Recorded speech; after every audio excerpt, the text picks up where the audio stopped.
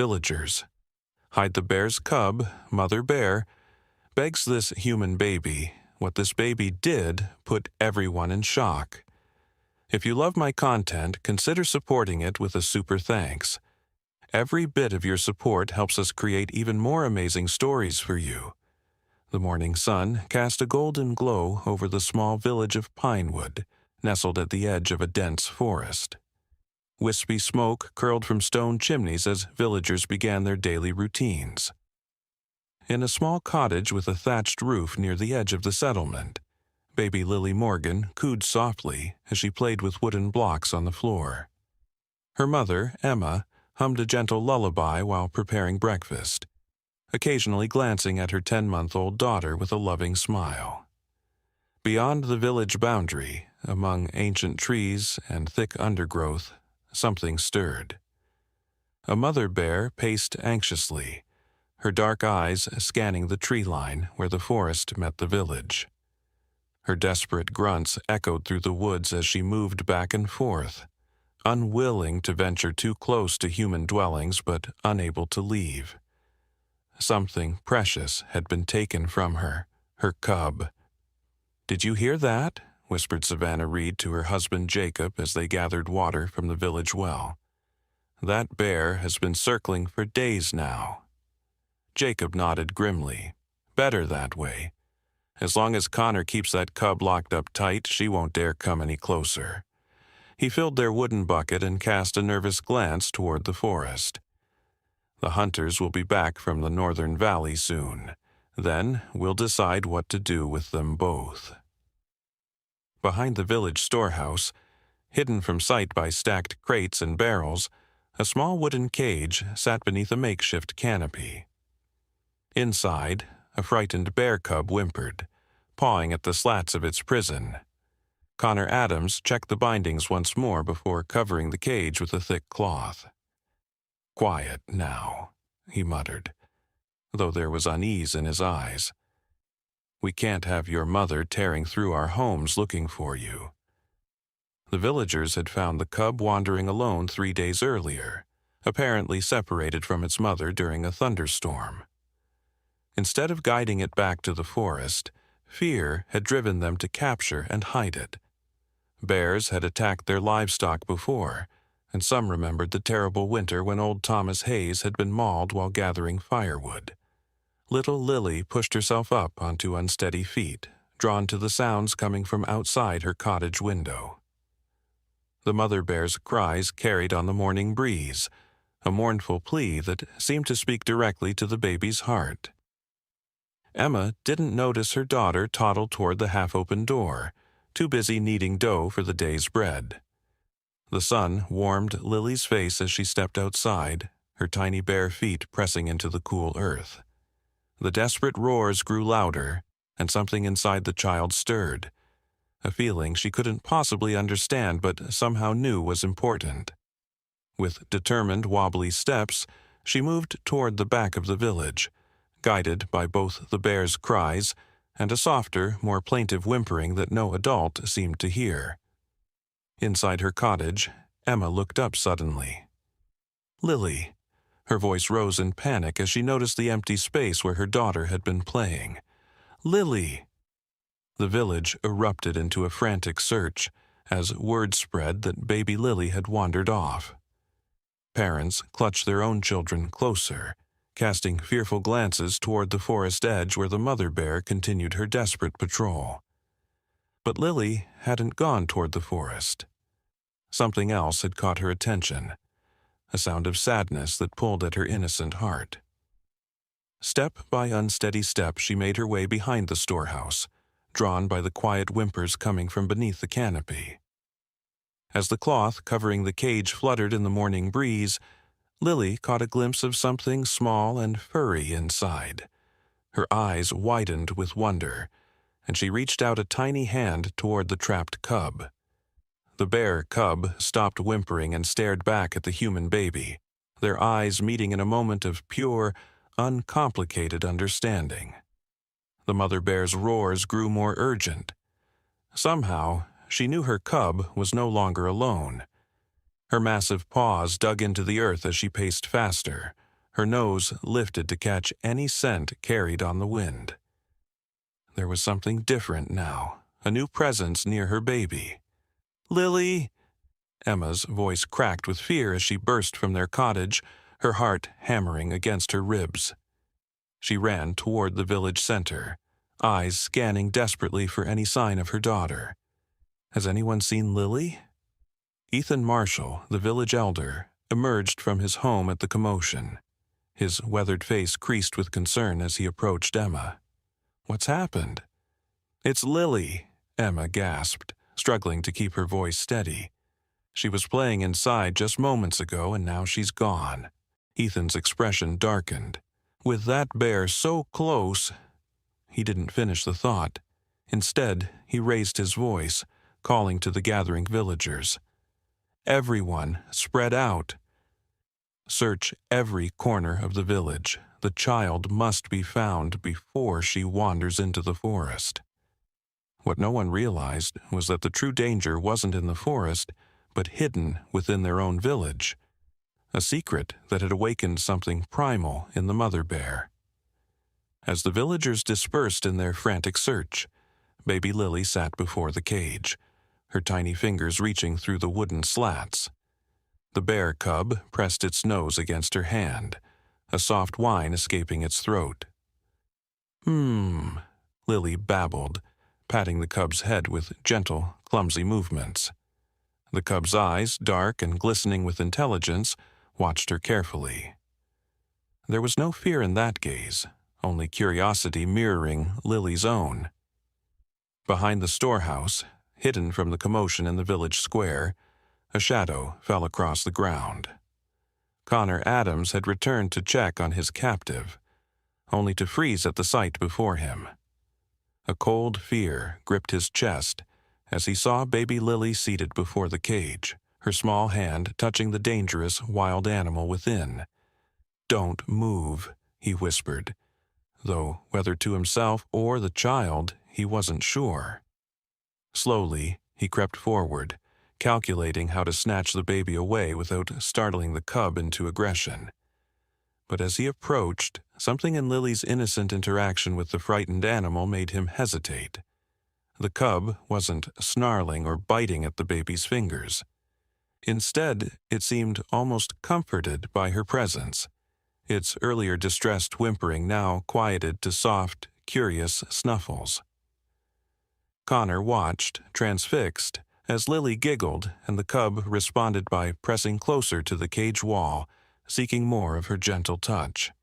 "It's not possible," he murmured, taking another cautious step forward.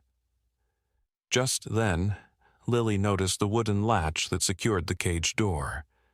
With childish curiosity, she reached for the unfamiliar object, her small fingers wrapping around the rough wood. Connor lunged forward, but he was too late. The latch, improperly secured after his last check, slid free under Lily's innocent exploration. The cage door swung open with a creak that seemed to echo through the entire village. Connor froze, horror washing over him as the cub blinked at the suddenly open door. For a heartbeat, nothing moved.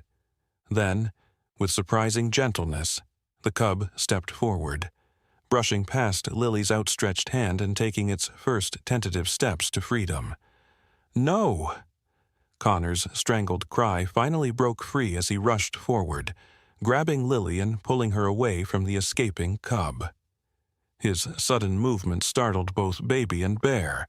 Lily began to wail in confusion and fear, while the cub bolted, darting between stacked crates toward the edge of the village. Connor held the crying baby tightly against his chest, his heart pounding as he watched the cub disappear. "What have you done?"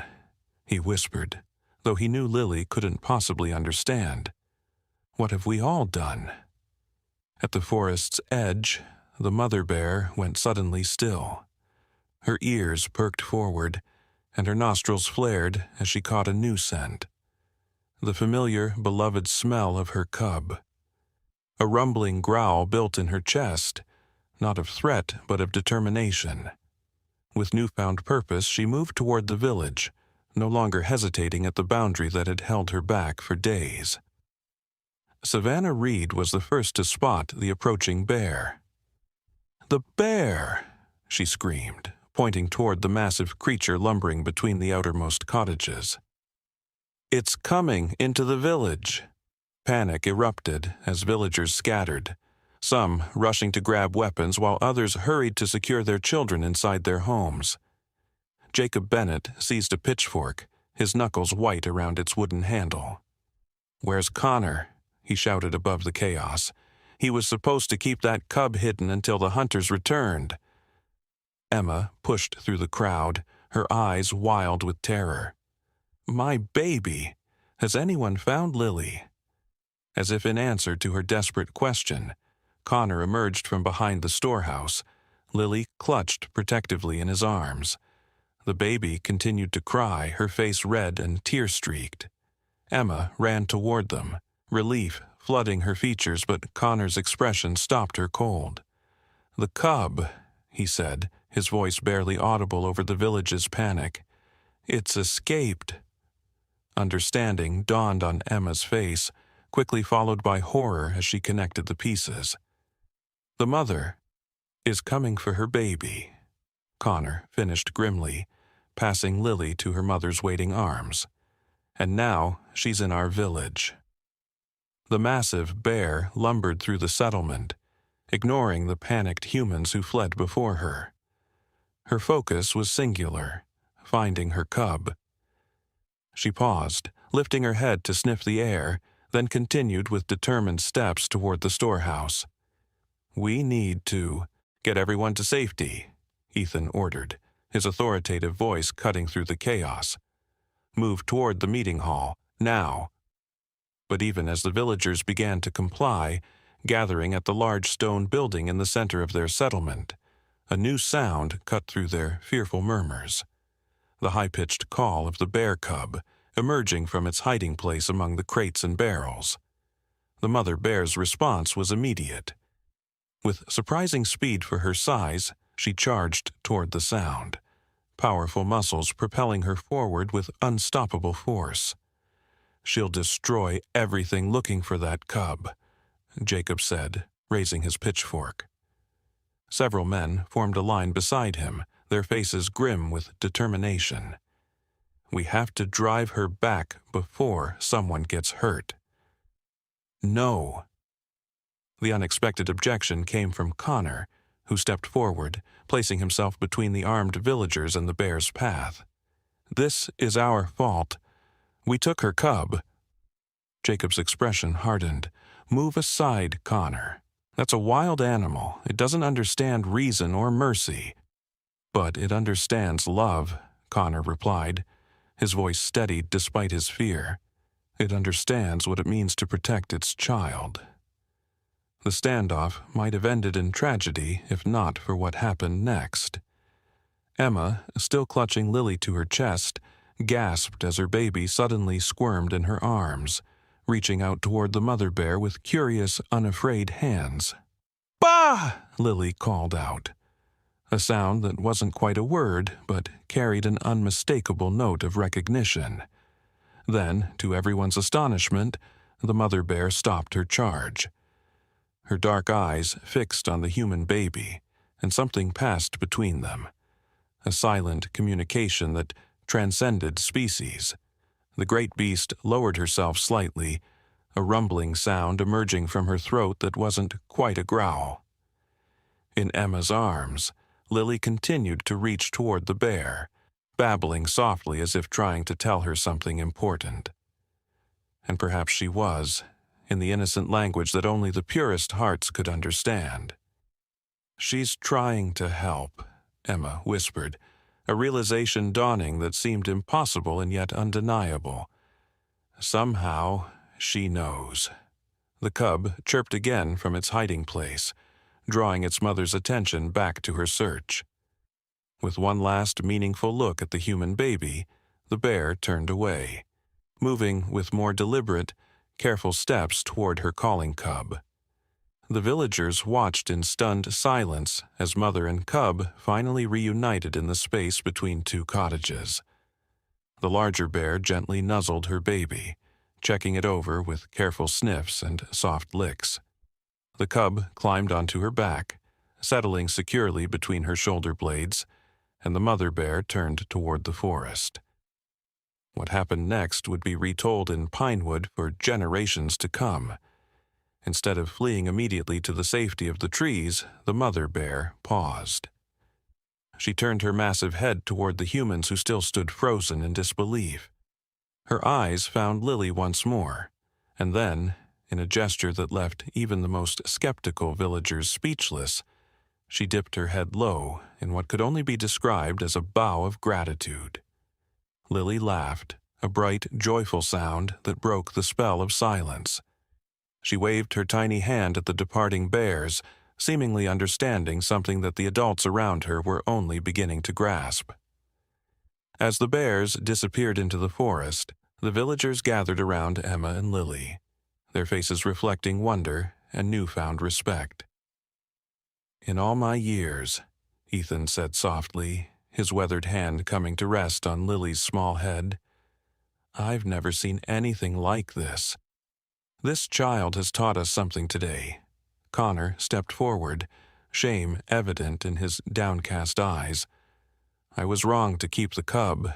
Fear made me cruel." "Fear made all of us blind," Jacob added, setting down his pitchfork with a heavy sigh. "We saw only danger where this child somehow saw a family torn apart." Emma held Lily closer, tears shimmering in her eyes. Perhaps we needed a baby to remind us of what truly matters. She couldn't see differences, only that a mother and child belonged together.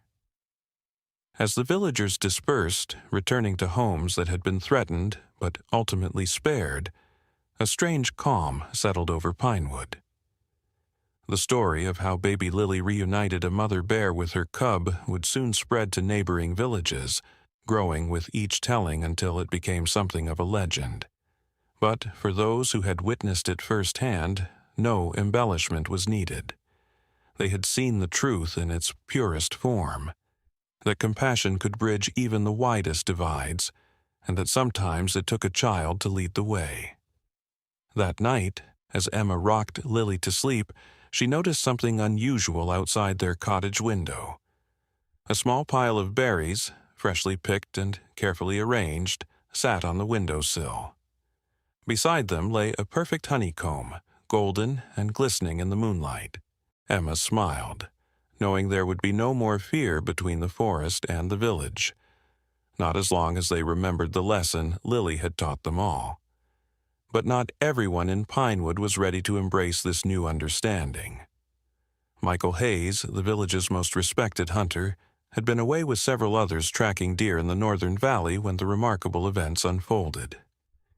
As their hunting party returned the following afternoon, laden with fresh meat and hides, they were greeted with extraordinary tales that Michael dismissed as mere fantasy.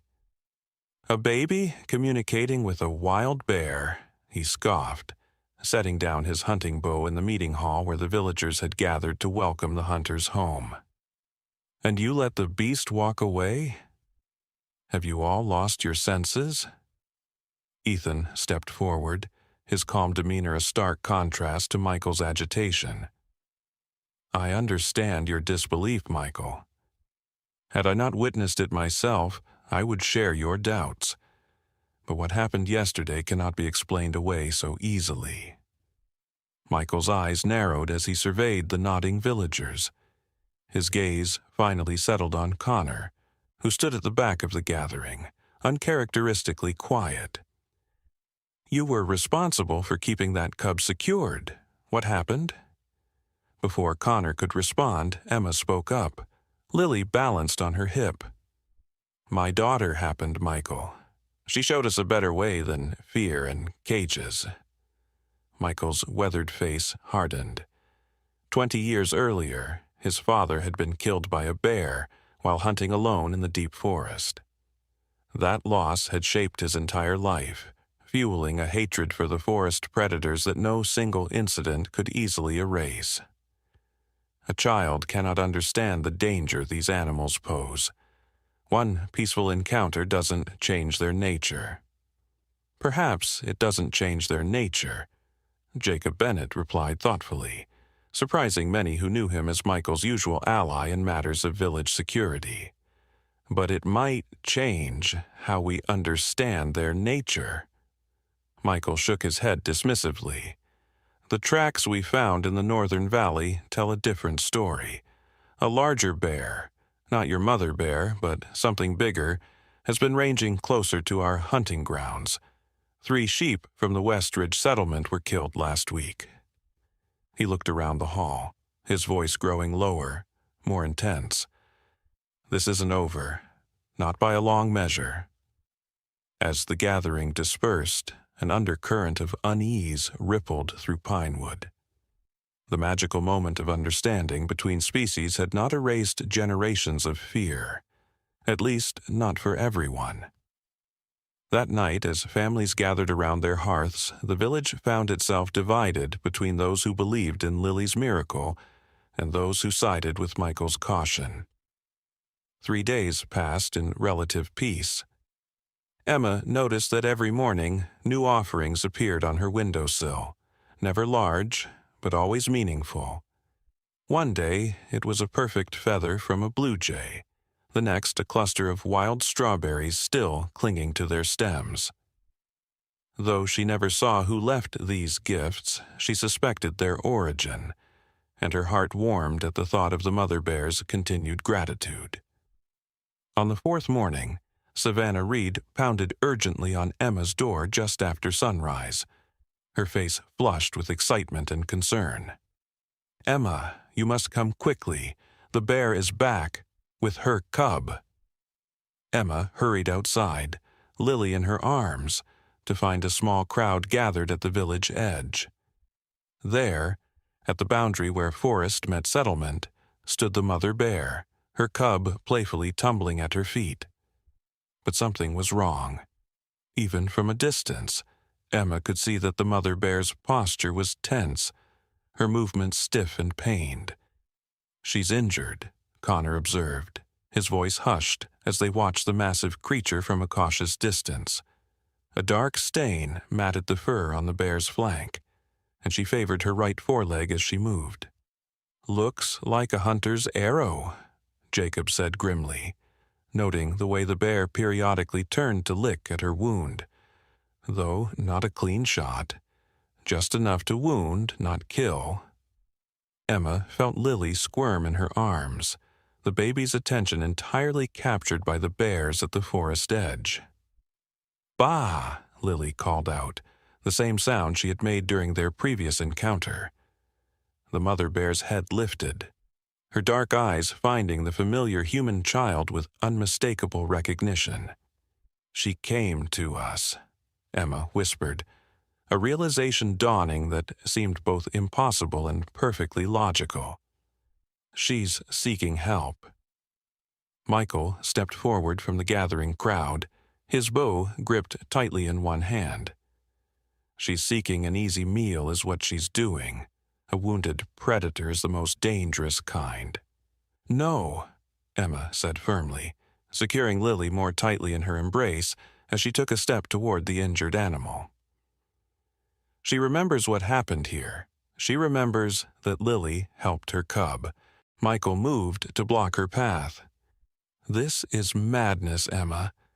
That's a wild animal. It doesn't think like we do. It doesn't remember kindness or seek out humans for help. Then how do you explain this?"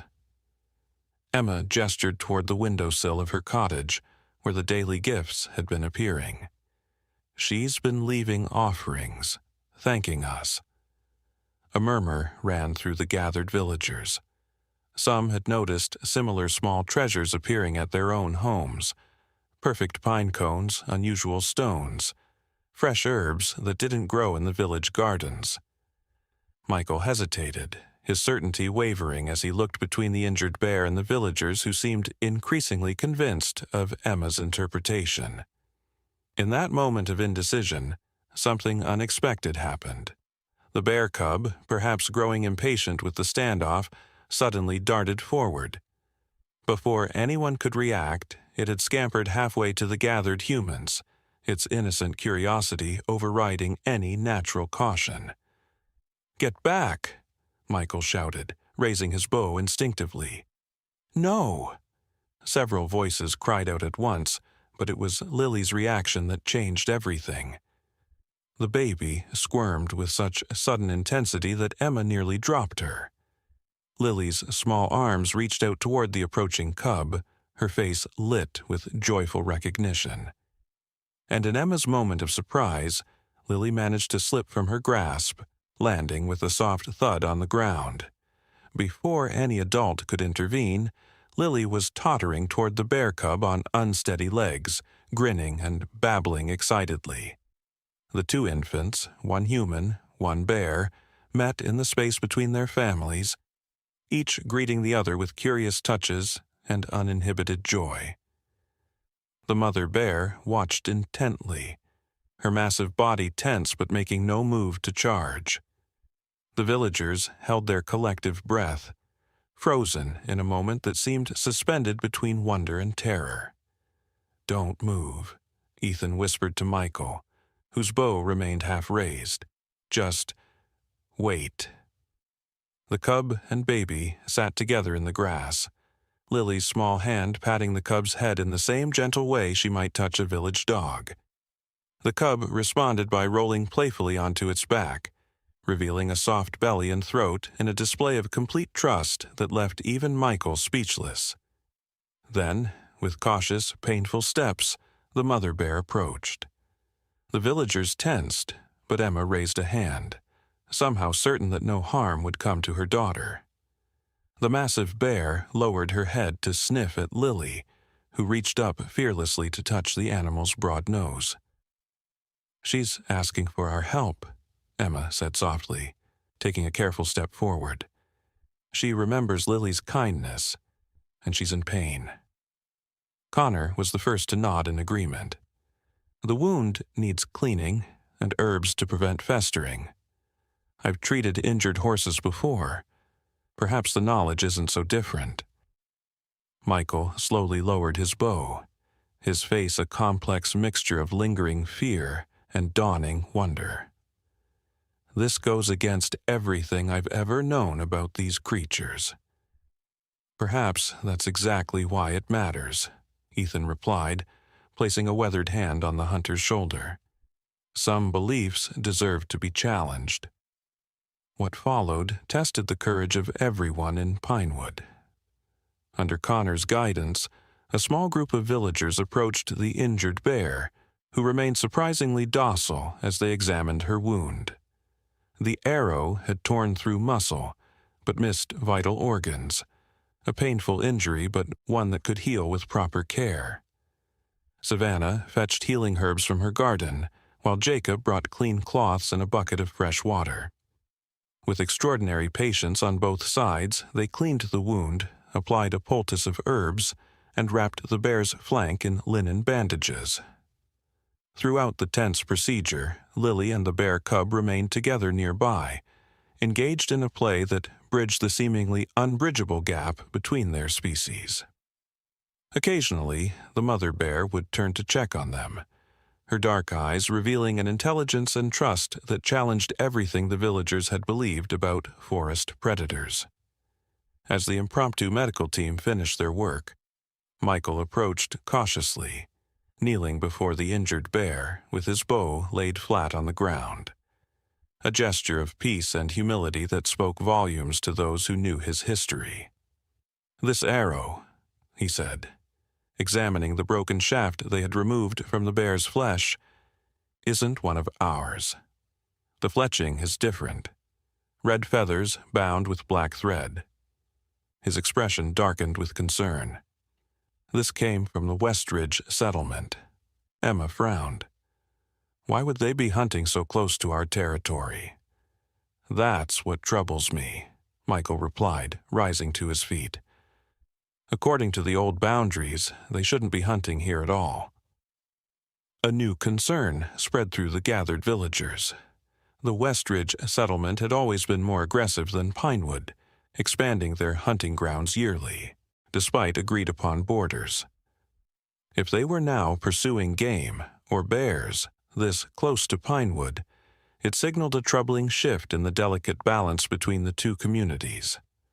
As evening approached, the mother bear and her cub prepared to return to the forest. The bandaged wound seemed to pain her less now, and she moved with greater ease. Before leaving, she approached Emma and Lily one final time, lowering her massive head in that same gesture of respect and gratitude that had so stunned the villagers days before. Lily reached out from her mother's arms, gently patting the bear's nose and babbling happily. Something passed between them, a connection that transcended the limitations of species and language. "She'll come back," Emma said with certainty as they watched the bears disappear into the gathering darkness of the forest. "And next time, she won't be alone." Her words proved prophetic, though not in the way anyone expected. 3 days later, just as dawn broke over the eastern hills, a sentry's horn blasted through the morning quiet. Villagers rushed from their homes to find Michael standing at the western approach to Pinewood, his face grim. "Riders from Westridge," he announced as Emma joined the gathering crowd. At least 20, armed for hunting, or worse. Ethan stepped forward, his elderly frame somehow imposing in the pink light of dawn. What do they want this far from their own lands? They didn't have to wait long for an answer. The riders approached slowly, their leader a tall man with a thick beard and cold eyes. Logan Carter, the self-appointed leader of Westridge, surveyed the gathered villagers with barely concealed disdain. "We track a wounded bear," he announced without preamble or greeting. "Our scouts followed its blood trail to your village edge." Michael moved forward, positioning himself beside Ethan. "The bear you injured was tended to here. She's under our protection now." Logan's eyebrows rose in mock surprise. "Protection? Have the people of Pinewood lost their senses entirely? These are dangerous predators." His gaze hardened as he addressed the gathered villagers rather than their leaders. 3 of our sheep were killed last week. A child was nearly mauled the week before. "Was it the same bear?" Connor called out, stepping forward despite the tension. "The one you wounded has a cub. She wouldn't leave her young to travel to your settlement." Logan's expression shifted subtly. "All bears are killers. We don't distinguish between them when they threaten our livelihood." Emma felt a chill run through her that had nothing to do with the morning air. Logan wasn't here simply to track a wounded animal. He was making a statement about territory and power. The bears were merely an excuse. "Your boundaries don't extend this far," Michael said, his voice level but firm. "And the bear you wounded has shown no aggression toward us. Quite the opposite." Logan laughed, a sound without humor. "Next, you'll tell me you've made it a pet." His eyes narrowed as he surveyed the unified front the Pinewood villagers presented. Perhaps there's more to this story than meets the eye. Before anyone could respond, a commotion at the forest edge drew all eyes. There, emerging from the tree line, came the mother bear, her bandaged flank clearly visible. Behind her followed her cub, but they weren't alone. To the astonishment of everyone present, 3 more adult bears accompanied them, moving with purposeful steps toward the confrontation between the 2 human settlements. Logan's men drew weapons instantly, bows creaking as they nocked arrows. "See!" Logan shouted, an edge of fear beneath his bravado. "They're gathering to attack." "Hold," Michael commanded, raising his hand toward both the Westridge hunters and his own villagers. "Watch." What happened next would be told and retold across settlements for generations to come. The bears approached not with aggression, but with deliberate, measured steps. They formed a line at the edge of the village, creating a living barrier between Pinewood and the Westridge riders. The mother bear stood at their center, her dark eyes fixed on Logan with unmistakable intelligence. "Impossible," someone whispered. Emma stepped forward, Lily in her arms. The baby immediately reached toward the bears, babbling excitedly. The mother bear's posture softened visibly at the sight of the human child. "Not impossible," Emma said, her voice carrying across the stunned silence. "They're protecting us, just as we protected her." Logan's face contorted with a mixture of disbelief and rage. "This is some kind of village trick. Bears don't defend humans." "Perhaps they defend those who show them compassion," Ethan replied steadily. "Perhaps there's more wisdom in these creatures than we've given them credit for." The standoff might have ended in bloodshed if not for what happened next. From her mother's arms, Lily suddenly pointed toward the forest beyond the line of bears, making urgent sounds to draw attention. All eyes turned to follow her gesture. There, at the edge of visibility, stood a massive bear unlike any they had seen before. Larger than the others by half, with fur that caught the morning light like burnished copper. It watched the confrontation with ancient eyes that seemed to hold centuries of wilderness knowledge. "The Great Bear," Michael breathed, recognition and awe in his voice. "The guardian of the northern forests." Stories of the Great Bear had been passed down through generations. A creature more myth than reality, said to protect the deepest parts of the forest and the animals within it. Some claimed it was immortal, others that it was the spirit of the forest itself given physical form. But none in living memory had actually seen it, until now. The Great Bear rose onto its hind legs, towering to an impossible height that dwarfed even the tallest trees nearby. Its roar shook the very ground beneath their feet. Not a threat, but a declaration. A setting of boundaries that required no translation. The horses of the Westridge party panicked, rearing and bucking beneath their riders. Logan struggled to control his mount, his face pale with a fear he could no longer conceal. "This isn't over," he shouted, as his men retreated in disarray, their carefully planned show of force dissolving into an undignified withdrawal. "These are our hunting grounds." But his words rang hollow against the presence of the Great Bear, whose ancient authority seemed to transcend human claims of territory. As the Westridge riders disappeared over the western hill, the Great Bear lowered itself back to all fours. It approached the line of bears that had protected Pinewood, touching noses briefly with each one in what seemed like silent communication. When it reached the mother bear, it paused longest, examining her bandaged wound with what could only be described as approval. Then, to the continued astonishment of the watching villagers, the Great Bear turned its attention to the humans.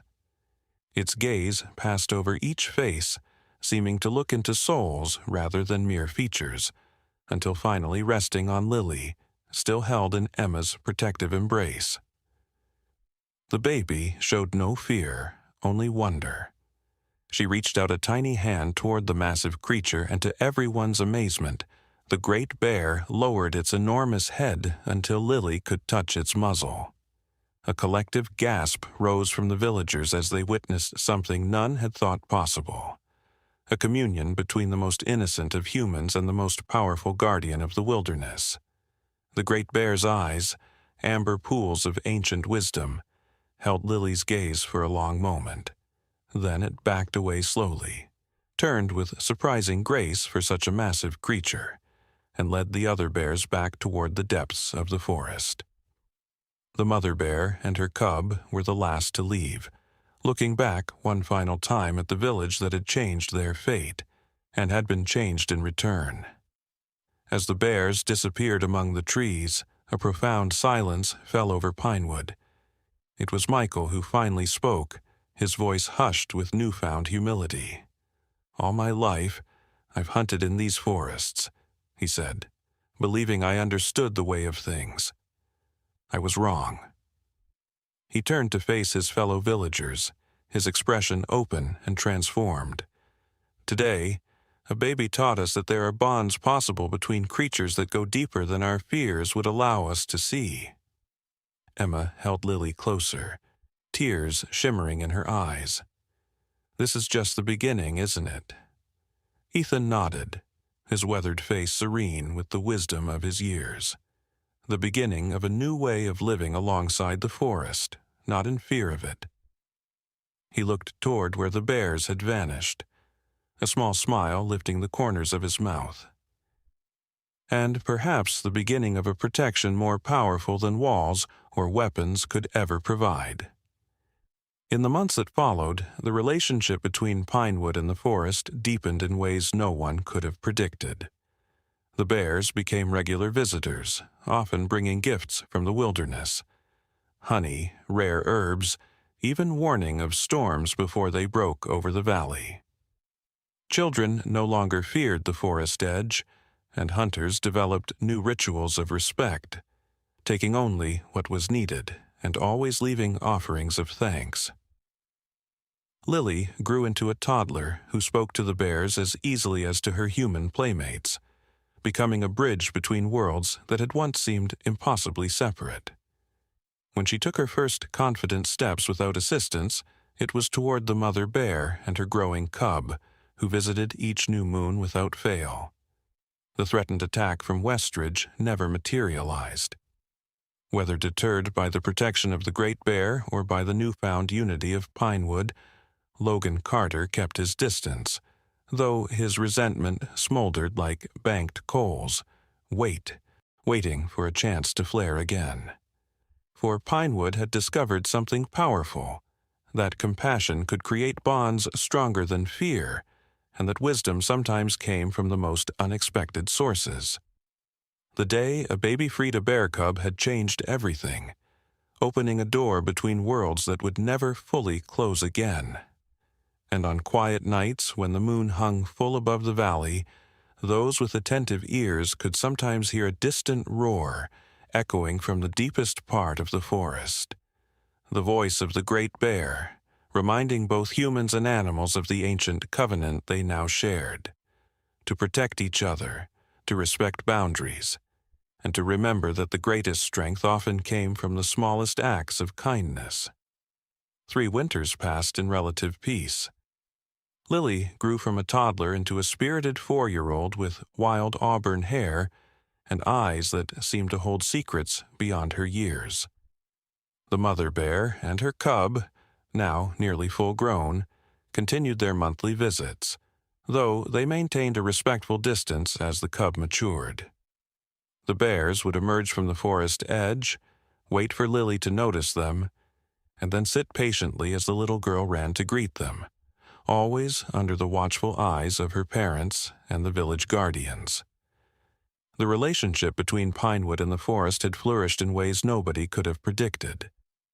Hunters now performed rituals of gratitude before and after their expeditions, taking only what was needed and leaving offerings for the forest guardians.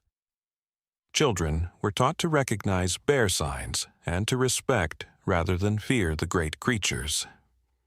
The village expanded their planting to include honey flowers and berry bushes along the forest edge, food sources that benefited both bears and humans alike. Pinewood had become known throughout the region as the Village of the Bears, a title that brought both curiosity and suspicion from neighboring settlements.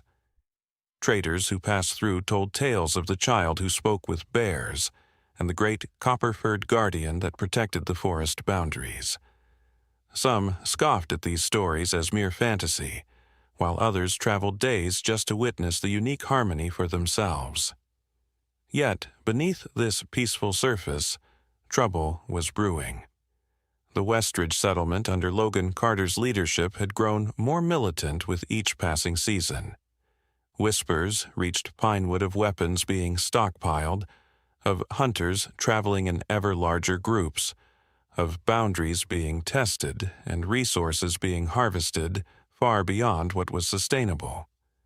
The tension between the two communities stretched taut as a bowstring, needing only the slightest pressure to snap. On the morning of the Autumn Harvest Festival, as Pinewood prepared to celebrate another bountiful year, Emma woke before dawn with an inexplicable sense of unease. She checked on Lily, who slept peacefully in her small bed, one arm wrapped around a carved wooden bear that Michael Hayes had crafted for her last birthday, a symbol of how much had changed in the heart of the once fearful hunter. Reassured by her daughter's gentle breathing, Emma stepped outside into the cool, pre-dawn air. The sky was just beginning to lighten with the promise of morning, when Emma noticed movement at the edge of her garden. A dark shape shifted among the withering pumpkin vines, too large to be a fox, but too small for an adult bear. As she approached cautiously, the shape resolved into the form of a young bear, barely more than a cub, its fur matted with what appeared to be blood. "Hello there," Emma said softly, kneeling to appear less threatening. "Are you hurt, little one?" The young bear regarded her with intelligent eyes, whimpering softly. It took a tentative step forward, then collapsed, revealing a deep gash along its flank. A wound made by a blade, not by nature or accident. Emma's heart raced as she hurried back to the cottage, gently waking Jacob, who had become the village's most skilled healer for both humans and animals over the past years. Together, they carried supplies to the injured cub, working quickly as the morning light strengthened around them. "This was deliberate," Jacob murmured as he cleaned the wound. "A hunting knife, most likely, but not a killing strike, almost as if someone wanted it to suffer." "Westridge?" Emma asked, though she already knew the answer.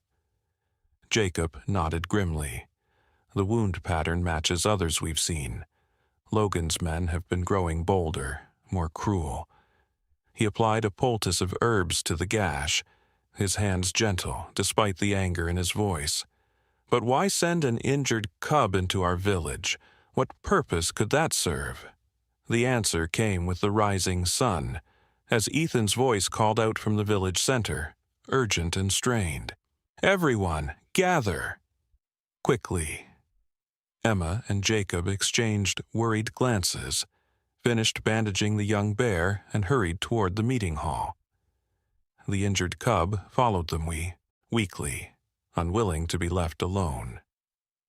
In the village square, a grim-faced Ethan stood beside Michael Hayes, whose hunting clothes were torn and stained with blood, his own, from a shallow cut across his brow. Between them stood a stranger, a young man barely out of boyhood, his hands bound before him and his eyes darting nervously around the gathering crowd. "This is Liam," Ethan announced as the villagers assembled. "He was caught crossing our northern boundary before dawn, carrying this." He held up a blood-stained hunting knife that matched the wound on the young bear now huddled beside Emma's skirts. Michael's voice was tight with controlled anger. "He says he was sent by Logan Carter with a message." The young man swallowed hard, looking at the faces surrounding him. "I was just following orders," he said, his voice cracking. "Logan says you have until midday to surrender the child who commands the bears. If you refuse, Westridge will reclaim the hunting grounds that rightfully belong to us." His eyes fell on the injured cub, and a flash of shame crossed his features. "I was told to leave signs that would bring the mother bears looking for revenge, to cause chaos before our arrival." A shocked murmur ran through the gathering. Emma instinctively looked back toward her cottage where Lily still slept, unaware of the threat gathering around her. "What does Logan want with my daughter?" she demanded, stepping forward with fury burning in her chest. The young man couldn't meet her eyes. "He believes the child has some power over the forest creatures. He thinks if he controls her, he controls the bears and the hunting grounds they protect." He hesitated, then added more quietly, "There are others who believe she's a witch, that she's enchanted the bears through unnatural means." Connor Adams pushed through the crowd, his normally gentle face hard with resolve.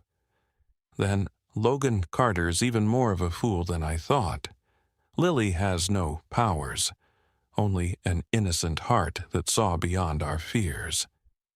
He turned to address the assembled villagers. "But we know what this is truly about. Westridge has always coveted our fertile valley, our access to the forest's bounty. They use superstition to justify their greed." "Regardless of their reasoning," Michael interjected, "we have until midday to prepare. Scout reports suggest at least 30 armed men gathering at the western approach." He touched the wound on his forehead. "This young man wasn't the only one sent to infiltrate our boundaries. We captured 3, but there may be more." Ethan raised his hands, calling for order as anxious voices rose among the villagers. "We've known this day might come. We've prepared for it. Now we must decide, do we stand and defend our village and our way of life, or do we seek another solution?" Emma felt a small hand slip into hers and looked down to find Lily at her side, awake now and solemn-faced in her nightclothes. Somehow, the child seemed to understand the gravity of the moment, her eyes moving from the injured cub to the bound messenger and back to her mother's face. "The bears will help," Lily said with the simple conviction of a child. "If we ask them." A hush fell over the gathering. In the 3 years since the remarkable events that had changed their village forever, Lily had occasionally made statements that proved uncannily accurate. Predictions about weather changes, intuitions about where lost items might be found, warnings about unsafe paths through the forest. The villagers had come to listen when she spoke, recognizing a wisdom in her that transcended her years. "Lily," Emma said gently, kneeling before her daughter, "the bears are wild creatures. We can't ask them to fight our human battles." "Not fight," Lily replied, shaking her head. "Show." Before Emma could question what her daughter meant, a disturbance at the village edge drew everyone's attention. The mother bear had arrived for her customary visit, but something was different. Instead of waiting at the forest boundary, she lumbered directly into the village square, her grown cub following closely behind. Upon seeing the injured young bear beside Emma, she quickened her pace, nose working as she assessed the wounded animal. The bound messenger from Westridge let out a terrified whimper as the massive bear approached, but Lily stepped forward without fear, placing herself between the mother bear and the frightened young man. "He's scared," she said to the bear, as naturally as if speaking to another human. "He didn't understand."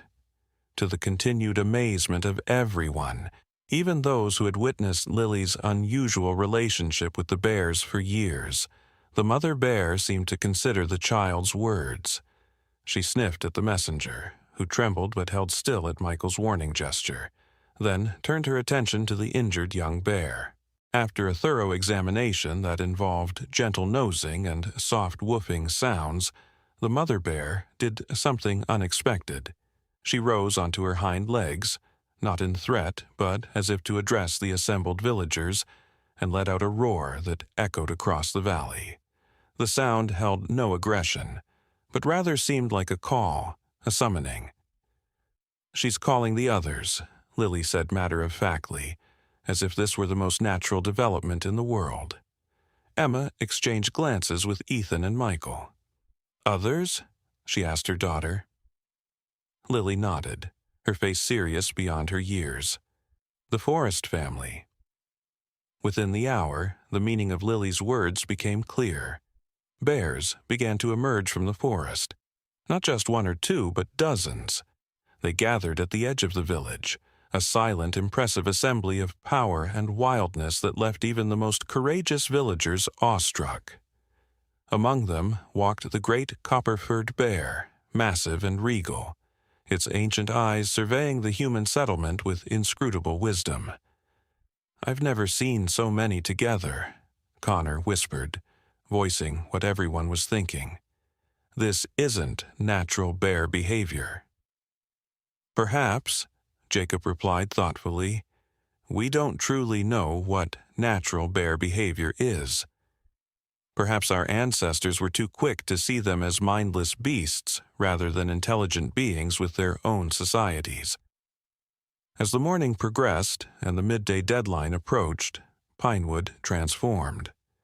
Bears patrolled the boundaries, walking alongside human sentries in an unprecedented alliance. Children helped their parents prepare the village for potential attack, moving valuables to secure locations and establishing safe gathering points. The injured young bear remained close to Lily, seemingly appointed as her personal guardian despite its wound. The bound messenger from Westridge watched these preparations with increasing disbelief. "Logan doesn't know what he's walking into," he muttered to Michael, who stood guard over him. "He thinks you're just a village of dreamers who talk to animals. He doesn't understand." "And what do you understand now that you didn't before?" Michael asked sharply. The young man's eyes followed a mother bear guiding her cubs safely deeper into the village, away from the expected direction of attack. "That there's something here beyond what Logan could ever control. Something—" He hesitated, searching for words. "Something sacred." As the sun reached its zenith, the warning horn sounded from the western approach. Logan Carter had arrived with his forces. More than 30 mounted men armed with bows, spears, and swords. They formed an intimidating line at the edge of the village fields, their weapons gleaming in the autumn sunlight. Ethan, Michael, and Connor led a delegation to meet them, positioning themselves at the midpoint between village and invaders. Emma remained in the village center with Lily, surrounded by a protective circle of both humans and bears, the last line of defense should negotiations fail. From her position, Emma could just make out the confrontation unfolding in the distance. Logan Carter sat astride a massive black horse, his beard longer and more unkempt than she remembered, his face harder.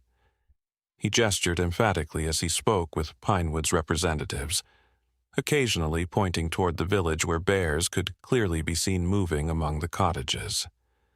The discussion grew heated. Even from a distance, Emma could see Michael's stance become more rigid, Connor's gestures more expansive. Whatever Logan was demanding, Pinewood's leaders were refusing in no uncertain terms. Then Logan raised his arm, and the line of Westridge fighters knocked arrows to their bows, a clear threat that needed no interpretation. "Mama," Lily said quietly, her small hand squeezing Emma's. "It's time."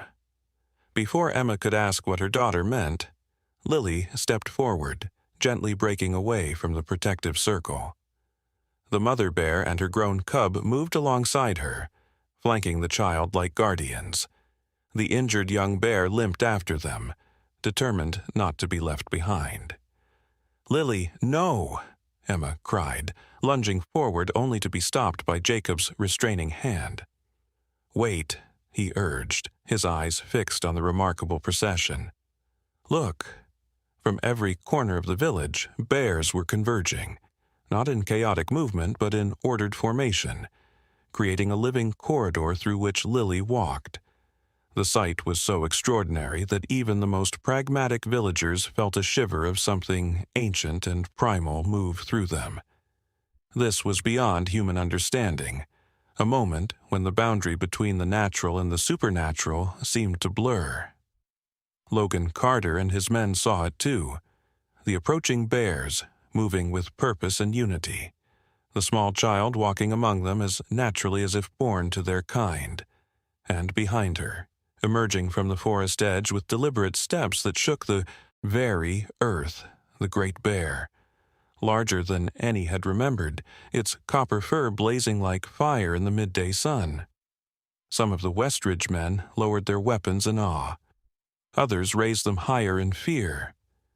Logan himself sat frozen on his mount, watching as the impossible unfolded before him. When Lily reached the midpoint where the village leaders stood facing the Westridge forces, she stopped. The bears arranged themselves around her in a semicircle, a living shield of fur and muscle and wild intelligence. The great bear took position directly behind her, rising to its full height, a towering presence that dwarfed even the mounted men. "You want to take me away," Lily said, her clear child's voice carrying across the suddenly silent field. "You think I control the bears." Logan Carter's face contorted with a mixture of fear and stubborn pride. "Unnatural," he spat, struggling to maintain his composure as he addressed a small child backed by dozens of the forest's most powerful predators.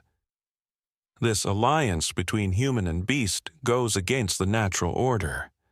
The child must be using witchcraft or ancient forbidden magic."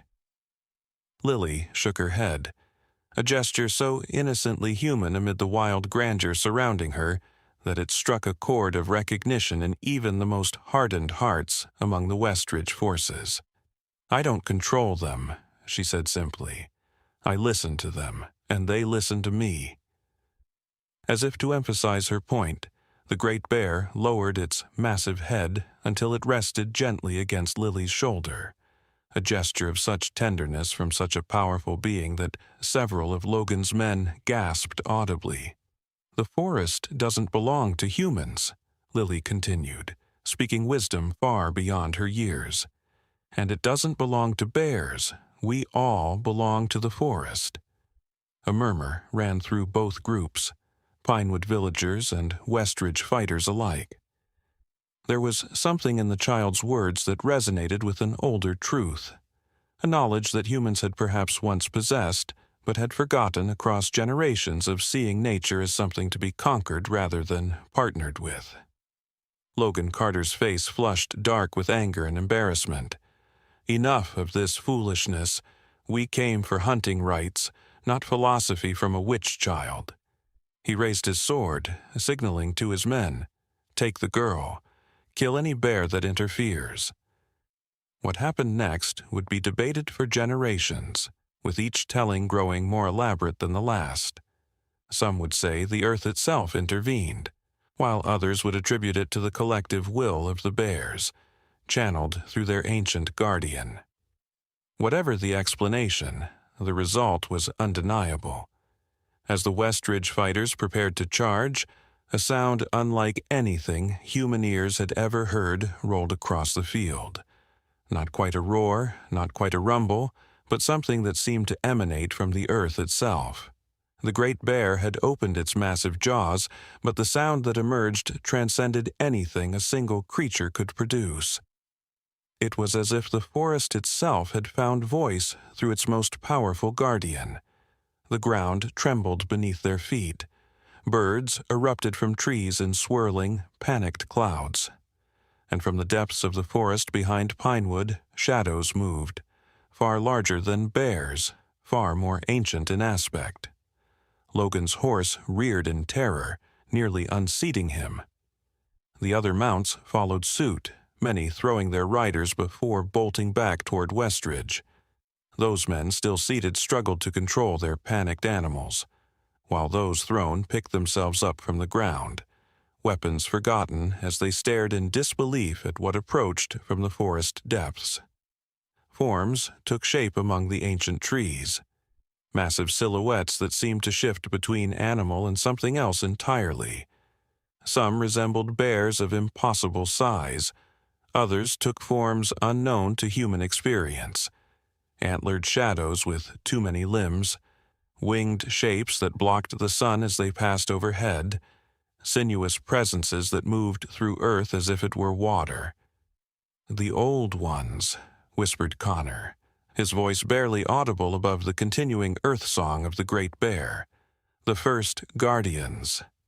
Legends, told in hushed voices around winter fires, spoke of the beings that had existed before humans, the original stewards of the wild places.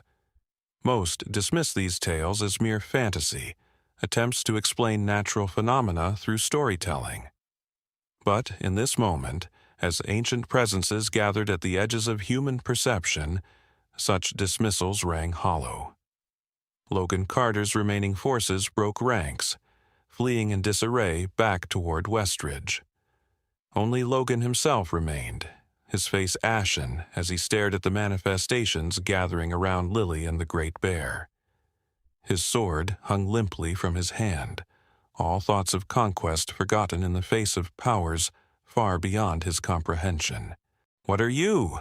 he finally managed to ask, his voice cracking with fear. Lily looked up at him with eyes that suddenly seemed far older than her 4 years. "I'm just a child," she said. "But they are the memory of the forest, and the forest remembers everything. Every tree cut without need, every animal killed for sport rather than sustenance, every boundary crossed with greed rather than respect." The Great Bear lowered itself to all fours once more, its ancient eyes fixed on Logan Carter with an intelligence that could no longer be denied.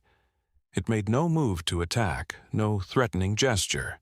It simply watched, as if waiting for understanding to dawn. And somehow, incredibly, it did. Logan Carter slowly dismounted his trembling horse. With movements that spoke of dawning comprehension rather than surrender, he placed his sword on the ground before him. Then, in a gesture that would be remembered and retold for generations, he knelt, not to Lily or even to the Great Bear, but to the forest itself. "I have been blind," he said, his voice carrying clearly across the hushed field, "leading others in my blindness toward destruction." He bowed his head. "I ask forgiveness from what I never truly saw until today."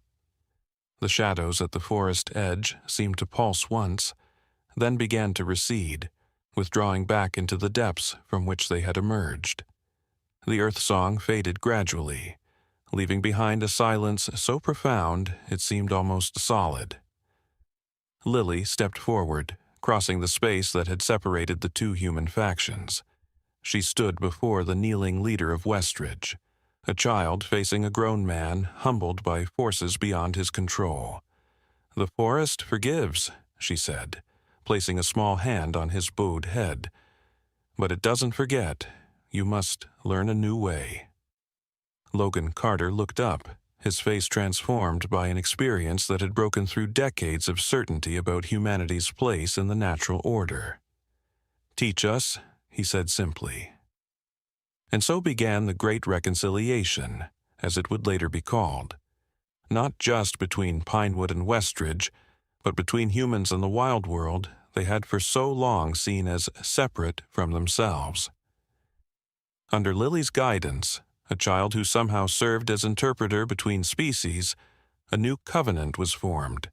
The bears returned to their normal patterns, no longer needing to maintain their unprecedented gathering now that understanding had been reached. But the relationship between humans and forest continued to evolve in the months and years that followed. Knowledge long forgotten was rediscovered. How to harvest without depleting, how to hunt with reverence, how to listen to the wisdom carried by creatures once dismissed as mindless. Lily grew into her role as bridge between worlds, though she insisted she possessed no special powers, only the willingness to listen that any child might have, had they not been taught fear first. Other children began to show similar abilities to communicate with forest creatures, suggesting that perhaps what seemed miraculous was simply a natural human capacity that had been suppressed through generations of separation from the wild.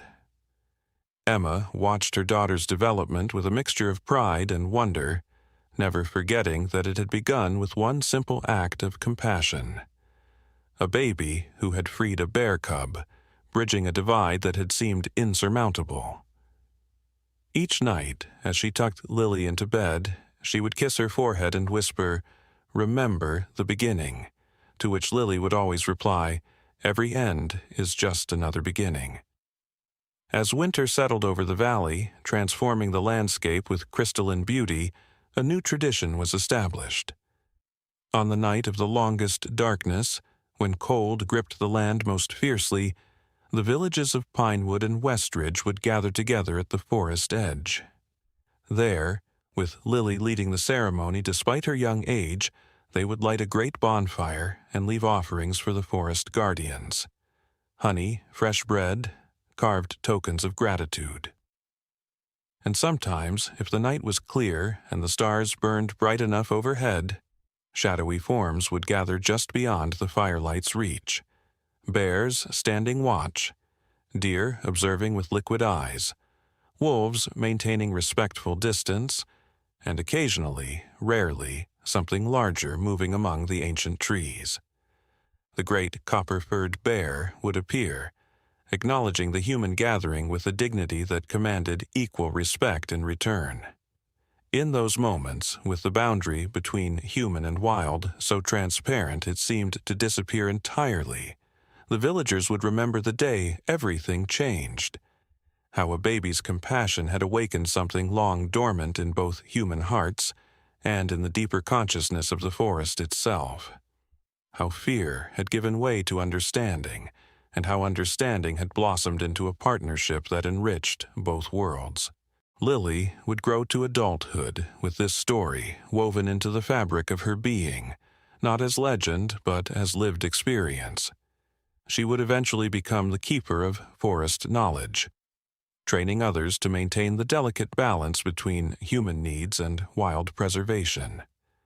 Children from settlements far beyond Pinewood and Westridge would make pilgrimages to learn from her, carrying seeds of this understanding back to places where humans and nature still stood divided. And on rare occasions when questions arose that human wisdom couldn't answer, Lily would walk alone into the deepest part of the forest, to a clearing known only to her and the bears.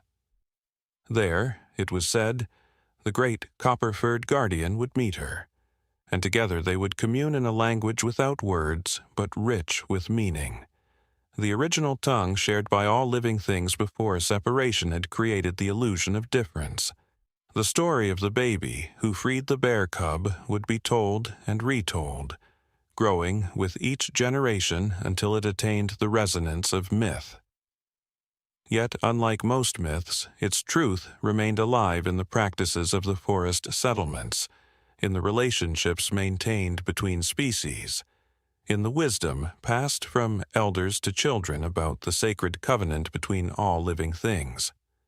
For in the end, what had seemed most shocking, that a human baby and a wild bear might understand each other's hearts, proved to be not shocking at all, but rather the most natural thing in the world. A remembering rather than a revelation, a return to a truth that had always existed beneath the surface of forgotten things, waiting for the innocent wisdom of a child to call it back into being. And when visitors asked how it had all begun, the village elders would smile and say simply, "With the smallest act of compassion from the smallest among us." For that is how all great changes begin, not with power or might, but with the courage to see beyond fear to the heart that beats in all living things. 15 summers passed since the day of the Great Reconciliation.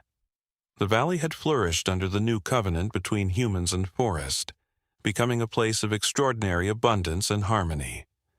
Pinewood and Westridge had grown into a single, larger community that straddled the once disputed territories, with homes built to accommodate both human needs and the natural flow of wildlife. Gardens incorporated native plants that attracted pollinators. Buildings were constructed around ancient trees rather than requiring their removal, and hunting had evolved into a sacred practice, conducted only when necessary and with elaborate rituals of gratitude.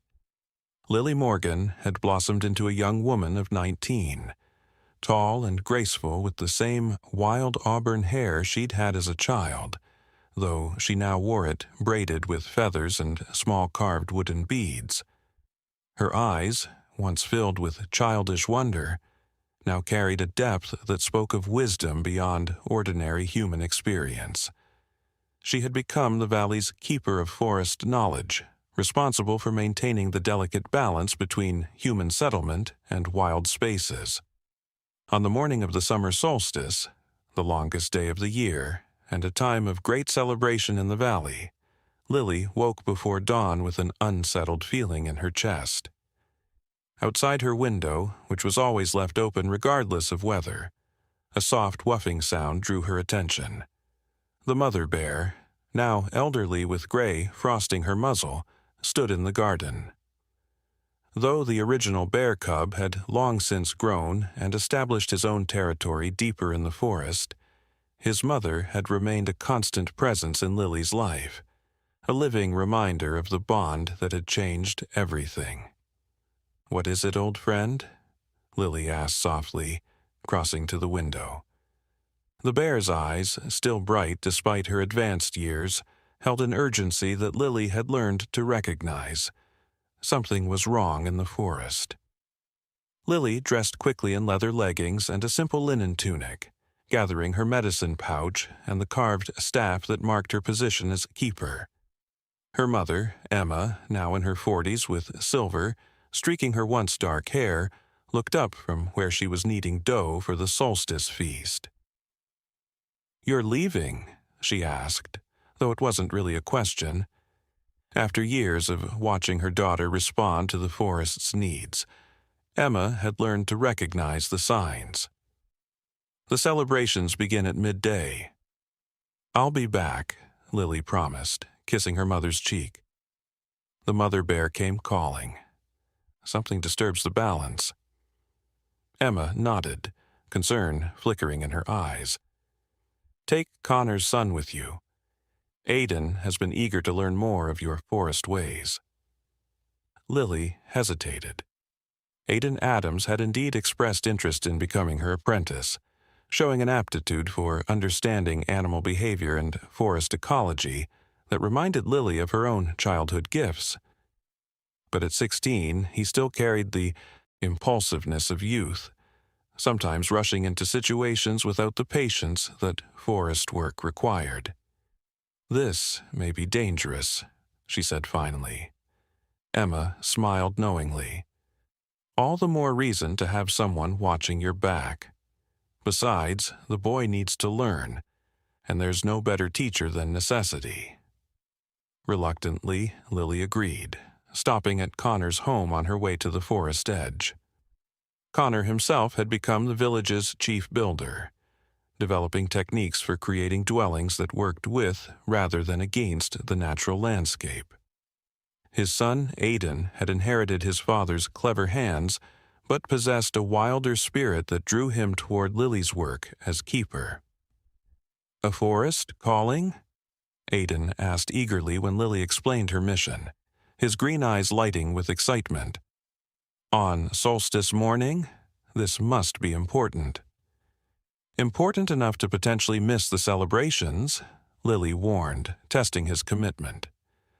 The boy didn't hesitate. "Some things matter more than festivals," he said, grabbing his own pack and a small carved knife that never left his side. "I'm ready." Together, they made their way to the forest boundary, where the mother bear waited with surprising patience. As they approached, she turned and began moving deeper among the trees, occasionally looking back to ensure they followed. Lily and Aiden walked in respectful silence, observing the signs around them: bent branches, disturbed earth, the unusual quiet that had settled over typically chattering birds. "Some things frightened the forest," Aiden whispered after they'd traveled for nearly an hour, moving steadily upward toward the higher elevations that marked the valley's northern boundary. Lily nodded in agreement. "The question is what? This doesn't feel like a natural disruption, not a storm or wildfire brewing. The answer began to reveal itself as they crested a ridge that overlooked a meadow rarely visited by valley residents. In the center of the flower-dotted expanse stood a cluster of strange structures, rigid forms of metal and canvas that reflected the morning sunlight in unnatural ways. Around these structures moved figures unlike any Lily had seen before, dressed in clothes too heavy for the summer weather, with objects strapped to their bodies that served no purpose she could recognize. "Who are they?" Aiden breathed, crouching lower behind the ridge's protective foliage. Lily shook her head slowly, her brow furrowed in concentration. Outsiders. From beyond the mountain pass. She studied their movements, the way they cataloged plants and took samples of soil and water from a nearby stream. They're searching for something. The mother bear growled softly, her aging body tense with discomfort at the intrusion. Around the meadow's edges, partially concealed by undergrowth, Lily could now make out other forest observers.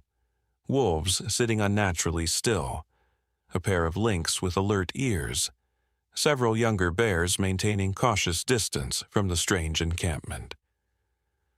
"The forest has gathered its guardians," she murmured. "Whatever these outsiders seek, the trees themselves consider it a threat." Aiden shifted beside her, eyes wide with a mixture of curiosity and concern. Should we approach them? Learn their purpose? Lily considered this carefully. Valley protocol for encountering strangers had evolved over the years. Some travelers brought valuable knowledge and trade goods, while others brought ideas that threatened the delicate balance the valley communities had established with the natural world. Discerning between the two required careful observation. Not yet, she decided. First, we watch and learn. They settled into a natural hollow beneath an ancient oak, hidden from view, but positioned to observe the meadow activity. The mother bear remained nearby, her presence both comforting and concerning. She rarely ventured this far from the valley heart unless the matter was of great importance. As morning stretched toward midday, the purpose of the outsiders' presence became clearer. They were systematically sampling the meadow's resources, taking cuttings from plants, extracting cores from tree trunks, even capturing small creatures and placing them in transparent containers for examination. One figure, taller than the rest, and apparently in a position of authority, consulted a strange, flat object that glowed with inner light, technology beyond anything known in the valley settlements. "They're cataloging," Lily whispered, a chill running through her despite the summer warmth. "Taking inventory of the forest's treasures." Aiden's young face hardened with sudden understanding.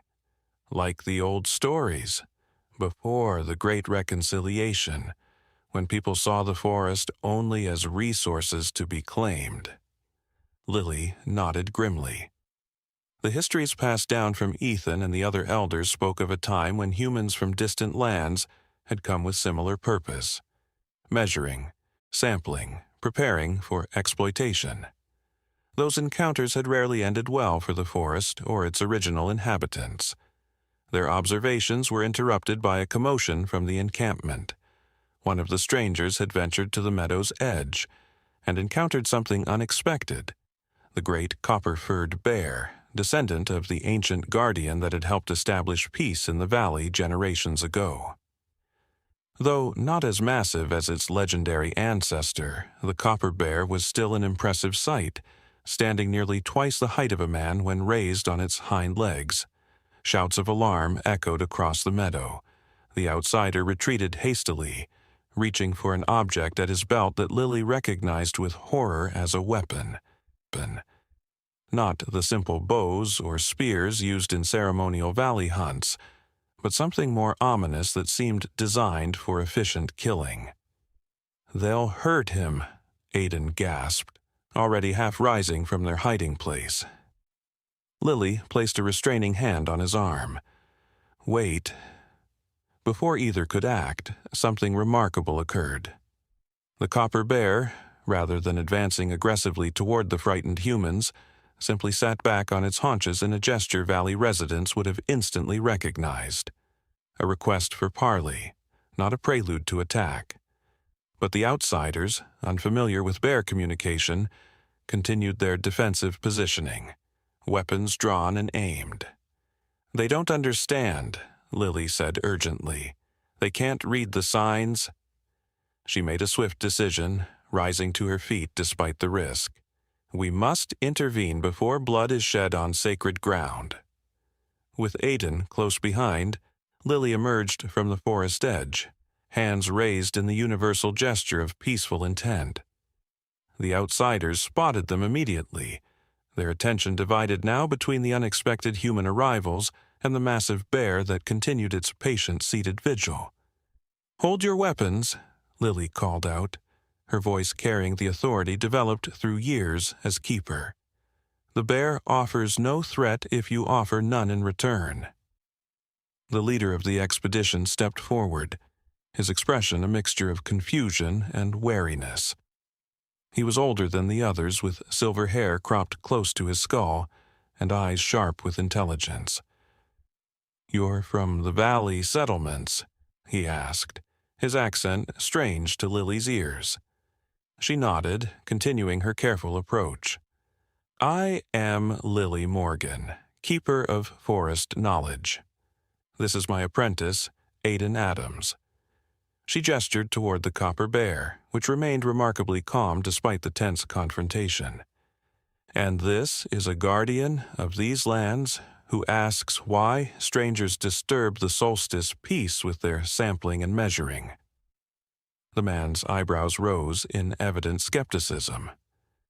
"The bear asks this, does it?"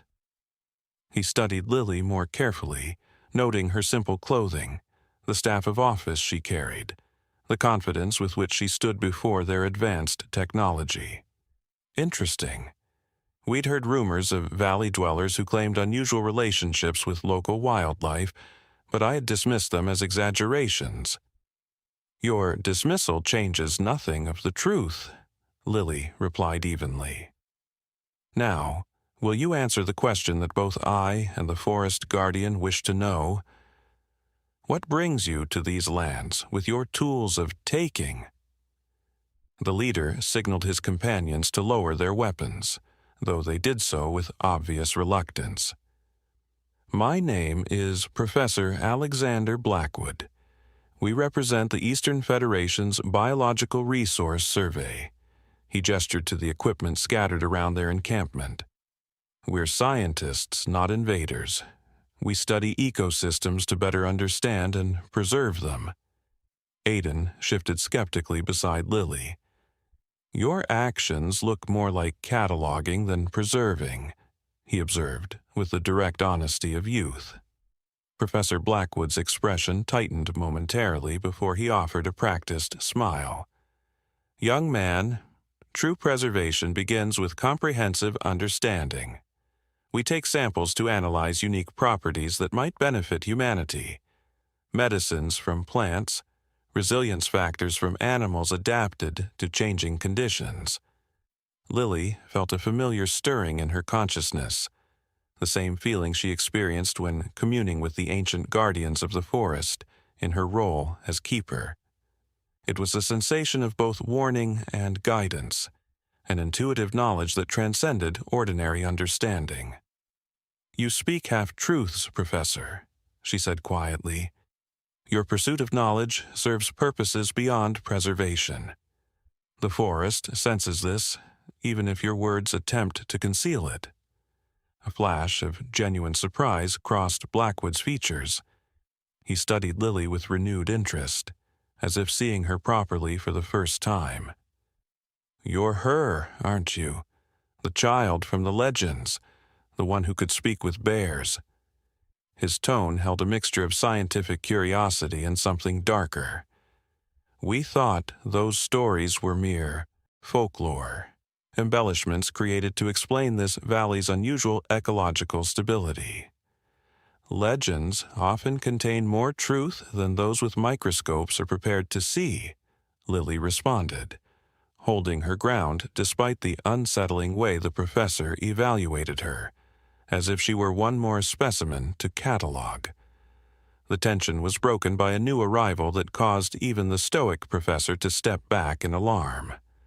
The mother bear, who had guided Lily and Aiden to the meadow, emerged from the forest edge, her elderly frame moving with deliberate purpose toward the copper guardian. The two bears acknowledged each other with gentle huffs before both turned their attention to the human confrontation. "Remarkable," Blackwood breathed, his scientific curiosity momentarily overriding his caution. Coordinated behavior between individuals of a normally solitary species. He reached slowly for a recording device at his belt. This alone could revolutionize our understanding of ursine social structures. "They're not your research subjects, Professor," Lily said firmly. "They're the rightful inhabitants of this forest, guardians who have maintained its balance for generations before humans ever settled these valleys." The professor's expression hardened slightly. "Miss Morgan, while your cultural relationship with local wildlife is fascinating from an anthropological perspective, you must understand that scientific progress requires objective study.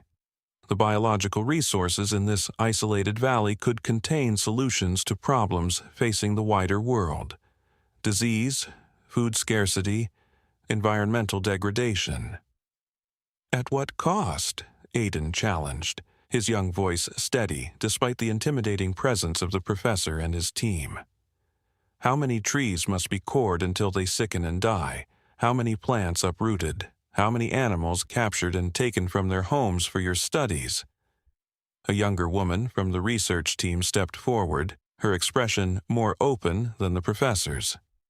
"We practice ethical sampling," she assured them.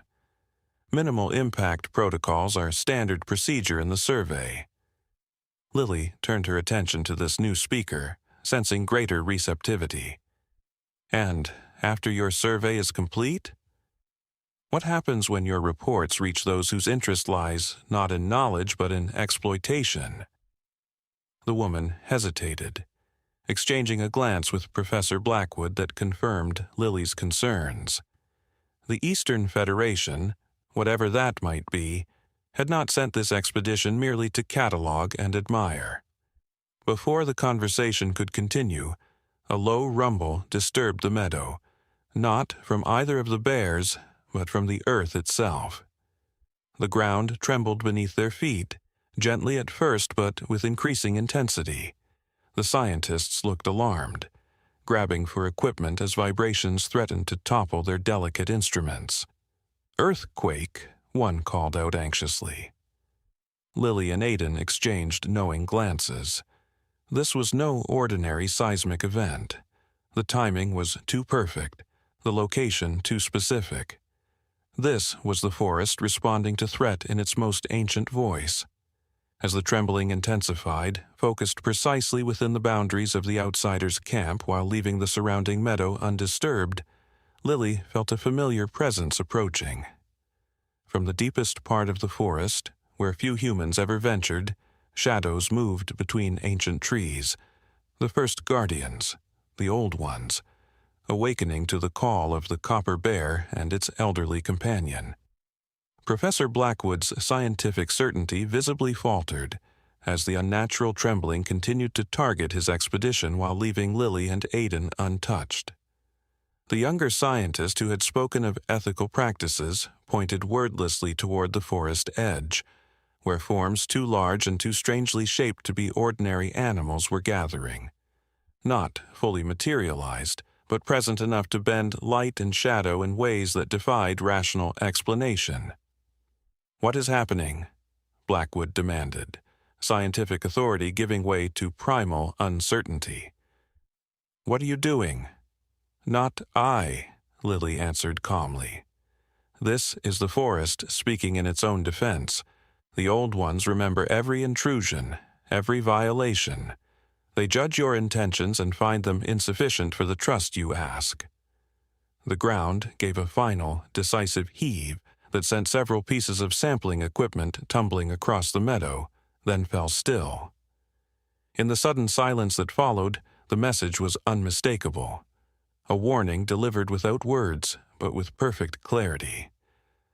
The younger scientist approached Lily cautiously, her expression transformed by what she had witnessed. "I've never seen anything like this," she admitted, looking between Lily and the half-visible presences at the forest boundary.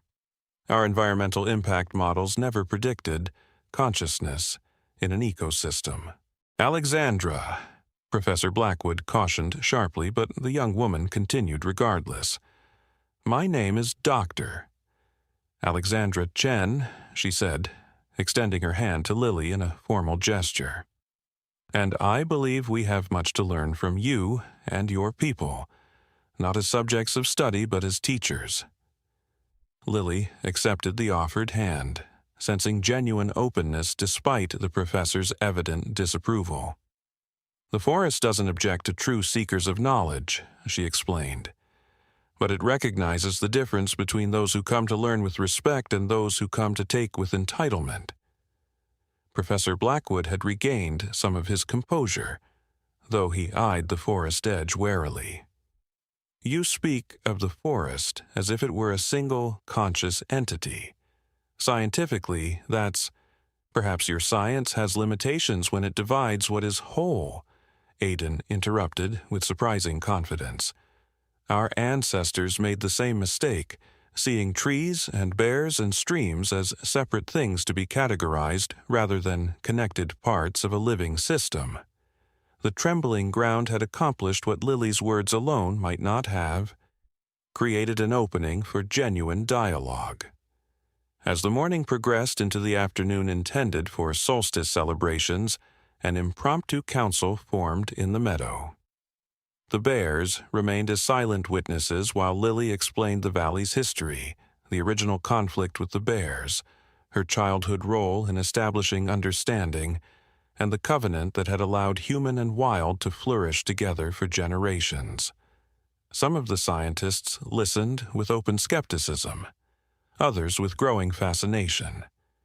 Dr. Chen took constant notes, occasionally asking questions that revealed a mind struggling to reconcile scientific training with the undeniable evidence before her. "So, you're suggesting," she said during a pause in Lily's explanation, "that the unusual biodiversity and ecological stability of this valley result from intentional cooperation between species, a genuine interspecies communication network?" Lily smiled at the technical language that attempted to categorize what valley residents simply lived as reality.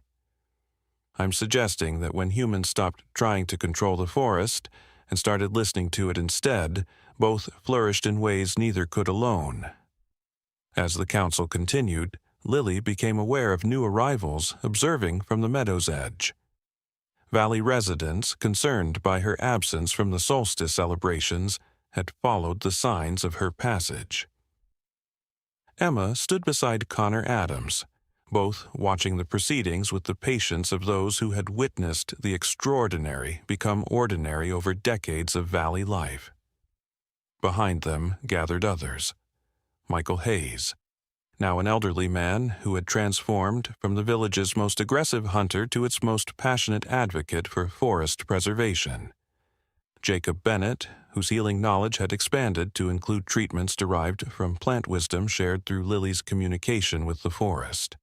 And many younger faces, the next generation raised to see bears not as threats, but as fellow inhabitants of a shared landscape. Professor Blackwood noticed the gathering crowd and stiffened, perhaps sensing his expedition's vulnerability despite their advanced technology. "You arranged this as a show of force," he accused Lily.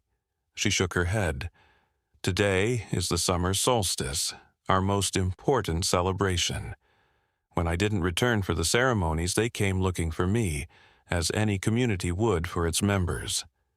She gestured toward the gathered valley residents. "This is what true security looks like, Professor. Not weapons or walls, but connections so strong that your absence is immediately felt and responded to." The afternoon light had begun to soften toward evening when the council finally reached its conclusion. The scientists would be permitted to remain, but under conditions that honored the forest's boundaries. No samples would be taken without explicit permission from Lily as keeper. Only Dr. Chen and 2 assistants would be allowed to visit the valley settlements to learn their practices of sustainable coexistence.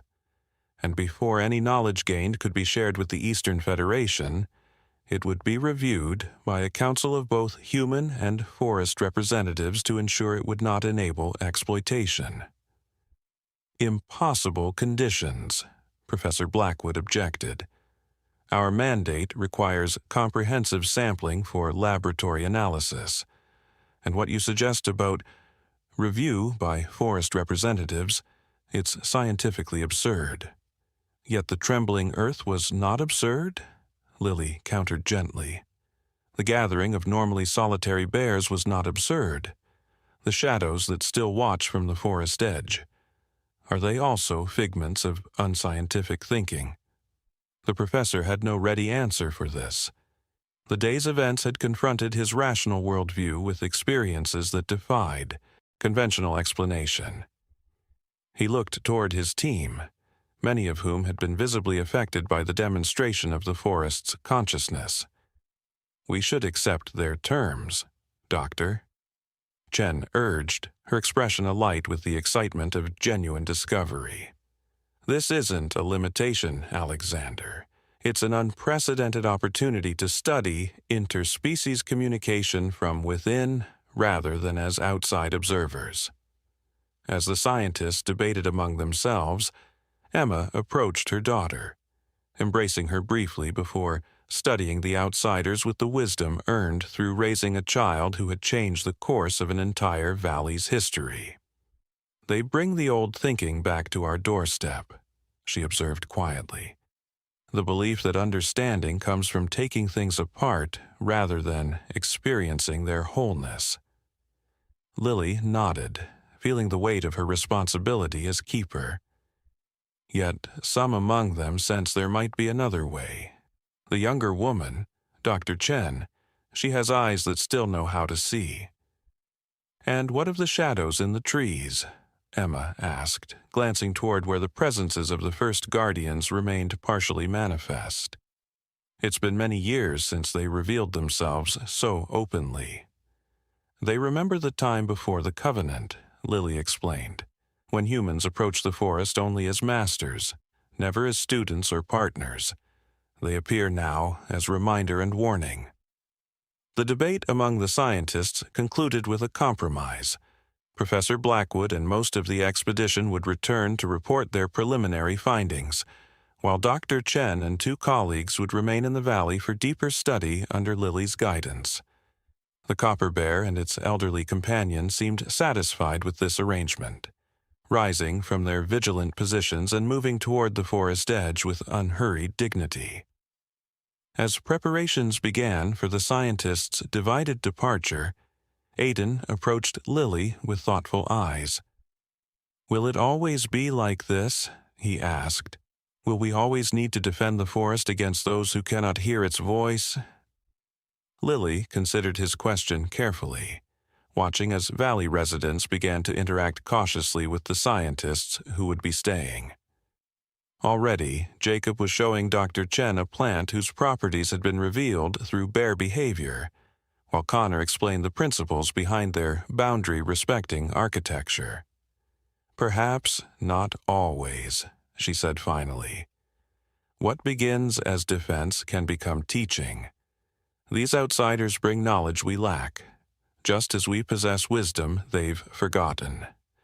She placed a hand on her apprentice's shoulder. "Our task is not to reject their ways entirely, but to ensure that ancient wisdom guides new discoveries." As twilight descended on the disrupted solstice day, an impromptu celebration began to form in the meadow, not the elaborate ceremony that had been planned in the valley, but something more significant. Scientists, with their instruments of measurement, sat alongside valley hunters with their ritual spears. Dr. Chen sketched rapidly in her notebook as Michael Hayes explained how bear movements predicted weather patterns with greater accuracy than any instrument he'd ever encountered. The bears had withdrawn to comfortable distance, but remained visible at the forest edge, observing the unusual gathering with evident interest. Occasionally, the copper guardian would make a soft sound that Lily alone seemed to interpret, nodding in response to communication beyond human hearing. Emma settled beside her daughter as stars began to appear overhead, her expression contemplative. "When you were a baby," she said softly, "and you reached through those cage bars to touch that frightened cub, could you possibly have imagined where that single moment of compassion would lead?" Lily smiled, watching as Aidan engaged in animated conversation with one of Dr. Chen's assistants, both young people bridging different worlds with the adaptability of their generation. "I was too young to imagine anything," she reminded her mother. "I simply responded to suffering with the instinct to ease it. Everything else grew from that seed." "Perhaps that's the greatest wisdom of all," Emma mused, "that the most powerful changes begin not with grand plans or theories, but with simple moments of genuine connection." As night deepened over the meadow, the unusual gathering continued its tentative merging of worlds, the technological and the intuitive, the scientific and the spiritual, the human-centered and the forest-minded. It was an imperfect harmony, filled with misunderstandings and moments of frustration, as different vocabularies struggled to express shared concepts. Yet, in that very imperfection lay hope, the recognition that true wisdom emerged not from perfect agreement, but from the willingness to remain engaged across difference. In the days and weeks that followed, the valley would face new challenges as Dr. Chen's research revealed both opportunities and risks. The Eastern Federation would send representatives to negotiate more formal arrangements, bringing promises of medical advancements alongside thinly veiled interest in resource extraction. The balance Lily maintained as keeper would be tested repeatedly as outside influences introduced both valuable innovations and potentially destructive ideas. Yet, through each challenge, the foundation remained solid.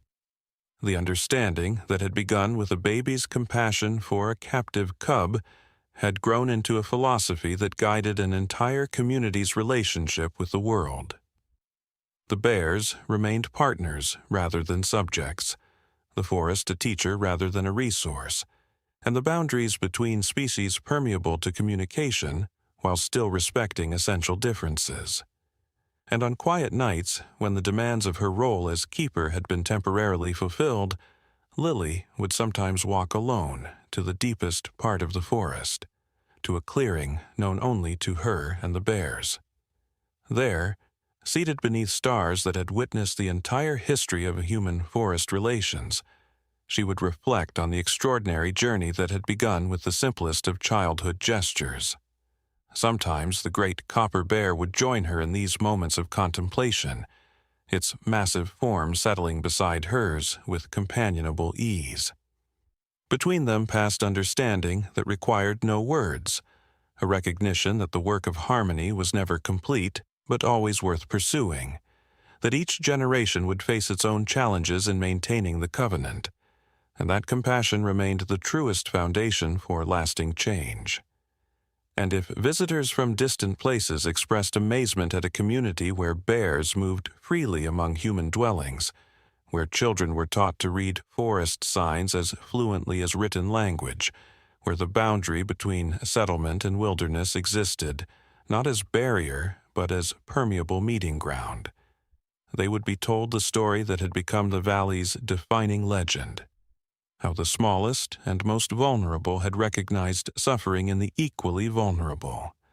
How fear had given way to understanding, and understanding had blossomed into partnership. How the simple compassion of a child had changed everything, reminding a world grown complicated with division that the heart beating in all living things spoke a single, universal language. If only we remembered how to listen, Years continued to pass. Seasons turned in their ancient cycle, spring bursting with new life, summer abundant with growth, autumn rich with harvest, winter quiet with reflection.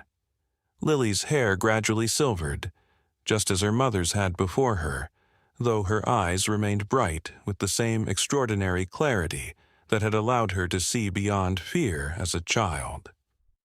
On the evening of her 50th birthday, as the valley prepared for the autumn equinox celebrations, Lily made her way alone to a special clearing deep in the forest. Her steps were slower now, but still sure, following a path worn by decades of similar journeys. The trees seemed to bend slightly toward her as she passed, their leaves rustling in greeting despite the still evening air.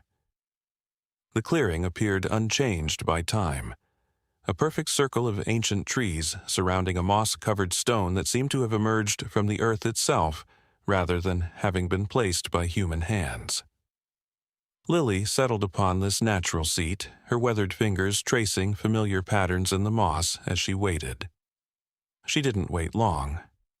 From the deepest shadows between the massive trees emerged the copper bear, now elderly itself, its magnificent coat dulled somewhat with age but still catching the dying sunlight with hints of metallic brilliance. Behind it followed others, the descendants of the mother bear who had first connected with Lily as a baby, younger guardians who had known her only as keeper, and, most surprisingly, several human figures. Aidan, now a man of 46 with streaks of gray in his beard, led a small procession that included his own apprentices and Dr. Alexandra Chen, the once young scientist who had remained in the valley after that fateful solstice day and eventually become one of its most respected elders. Though now bent with age, Dr. Chen's eyes still sparkled with the same curiosity that had distinguished her from her colleagues decades earlier. "We thought we might find you here," Aidan said softly, approaching with the respect of a former apprentice who had grown into a trusted equal. "The council is gathering for the equinox, and many are asking for the keeper." Lily smiled, making room for others on the stone beside her. "The keeper needed a moment of reflection first," she explained. 50 years is a significant milestone." Dr. Chen settled carefully nearby, her arthritic hands clutching a worn journal, the latest in dozens she had filled documenting the unique relationship between the valley communities and the forest over 35 years of residence. "I was remembering that first day," she said, her Eastern Federation accent still noticeable, though softened by decades among valley residents. "How terrified we all were when the earth shook beneath our equipment." She chuckled softly. Science had not prepared us for a forest with opinions. Lily reached out to squeeze the elderly scientist's hand. "Yet you were open enough to listen, when many others could only flee." "The best decision of my life," Alexandra acknowledged, "though the Federation never did fully understand what we discovered here." The copper bear approached, settling its massive form before them with a gentle huff of greeting. Age had slowed its movements, just as it had Lily's, yet dignity remained undiminished in its careful posture and attentive gaze. "Old friend," Lily said softly, reaching out to touch the bear's broad head, a gesture that still amazed newcomers to the valley, though it had become commonplace among residents.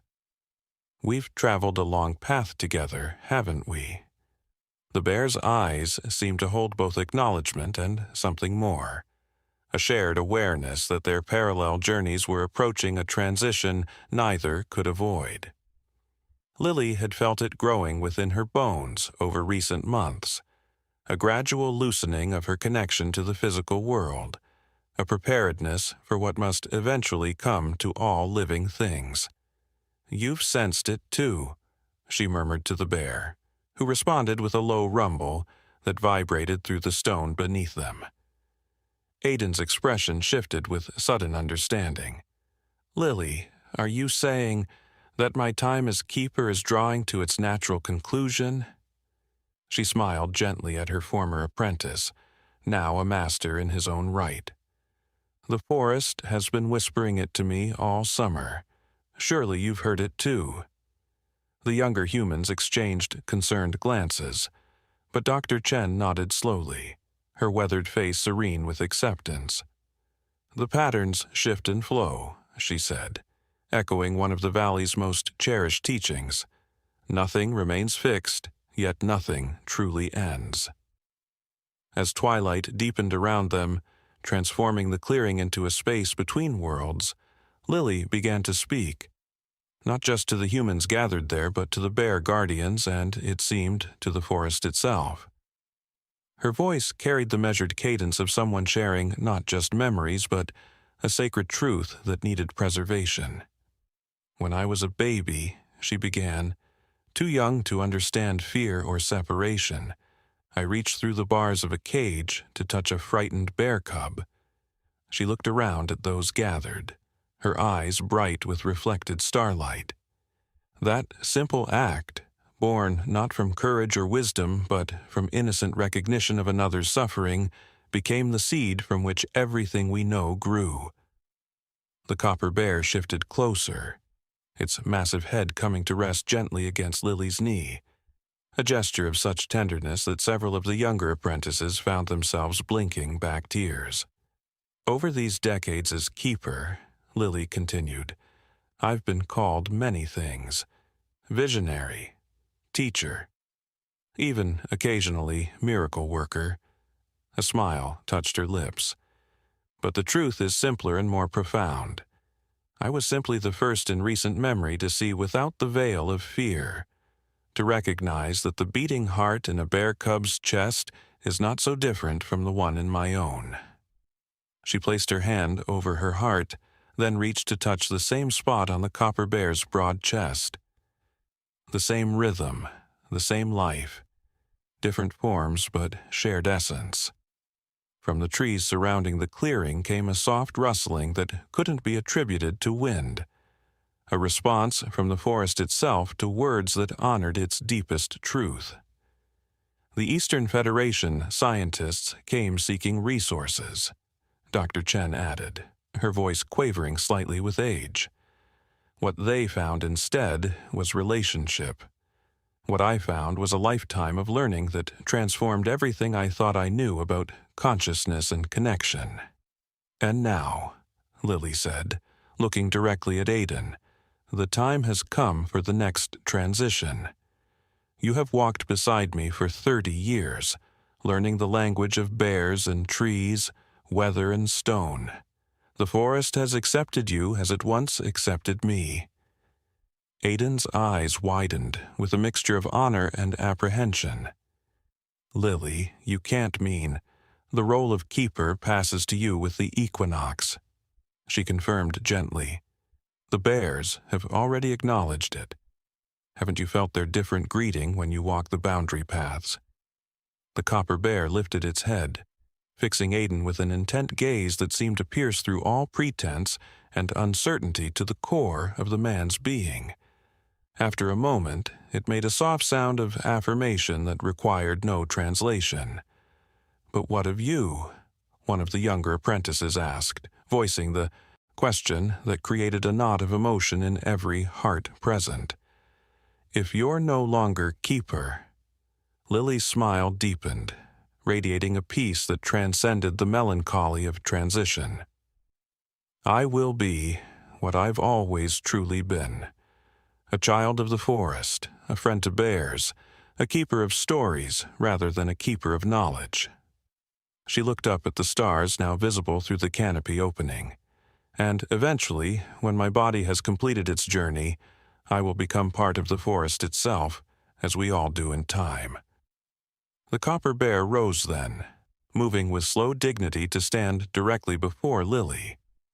With ceremonial deliberation, it touched its nose to her forehead, a gesture witnessed only during the most sacred transitions in valley history.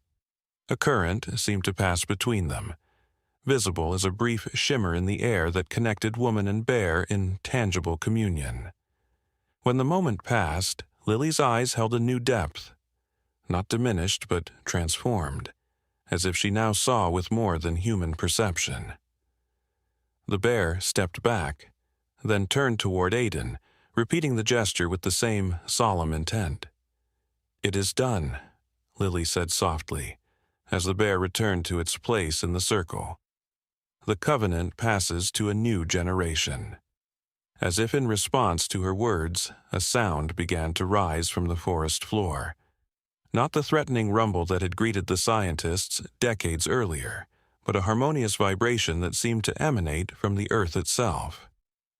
It grew gradually, resonating through stone and root, bone and blood, until every being in the clearing felt it as their own heartbeat. Among the trees, shadows shifted and coalesced, the first guardians, the old ones, becoming momentarily visible as they had on only the most significant occasions in valley history. Their forms suggested ancient connection between all living things, part human, part animal, part something else entirely that existed before separation created the illusion of difference. Dr. Chen gasped softly, even after decades still awed by manifestations that defied her scientific categorization. "The original relationship," she whispered, "before we forgot how to see it." The vibration continued, neither threatening nor soothing but simply true, the voice of the forest speaking in its most fundamental language.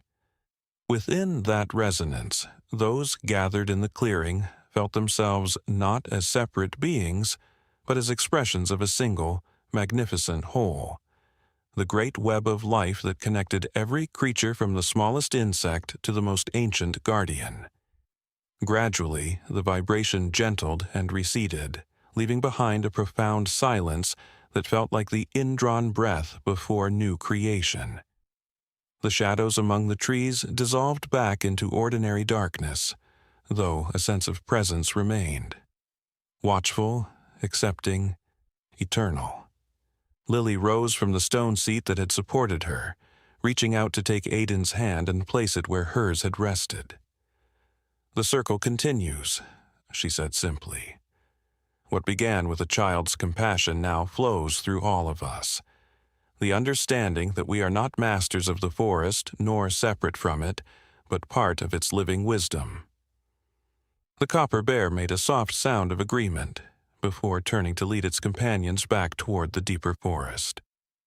At the edge of the clearing, it paused, looking back one final time at the woman who had once been a baby, reaching through bars to touch its ancestor. In that gaze passed a lifetime of shared history, moments of crisis averted through cooperation, seasons of abundance created through mutual care, and the steady, patient work of maintaining harmony between worlds once thought irreconcilable. As the bears disappeared among the trees, those remaining in the clearing felt the weight and wonder of the moment, an ending that was simultaneously a beginning, a transition that honored both past and future, while remaining fully present to the sacred now. "Come," Lily said finally, her voice gentle yet strong with certainty. "The equinox celebration awaits, and there are stories that must be told while stars cross the sky and fires burn in remembrance and anticipation." Together, they made their way back toward the valley settlements, where homes built in harmony with the landscape glowed with welcoming light. Children played in twilight gardens, while elders prepared ceremonial foods. Scientists from distant federations conversed with local hunters about sustainable practices, their different vocabularies gradually merging into shared understanding.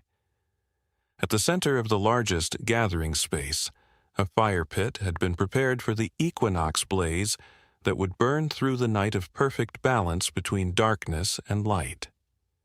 Around this space, the entire community would soon gather to witness Aiden's formal acceptance of the keeper's staff and Lily's transition to honored elder. But before joining the celebration, Lily paused at the edge of the forest for one private moment of gratitude. She placed her hand against the trunk of an ancient oak, one that had stood witness to the entire journey from her babyhood to this moment of transition. "Thank you," she whispered, her words meant for the tree, but extending to encompass everything the forest had taught her over a lifetime of listening, "for showing us the way back to what we had forgotten." A gentle breeze stirred the oak's leaves, creating a susurration that sounded remarkably like a response. Neither goodbye nor greeting, but acknowledgement of a truth beyond words. That the greatest wisdom often comes from the simplest understanding. That compassion creates connections stronger than fear can sever.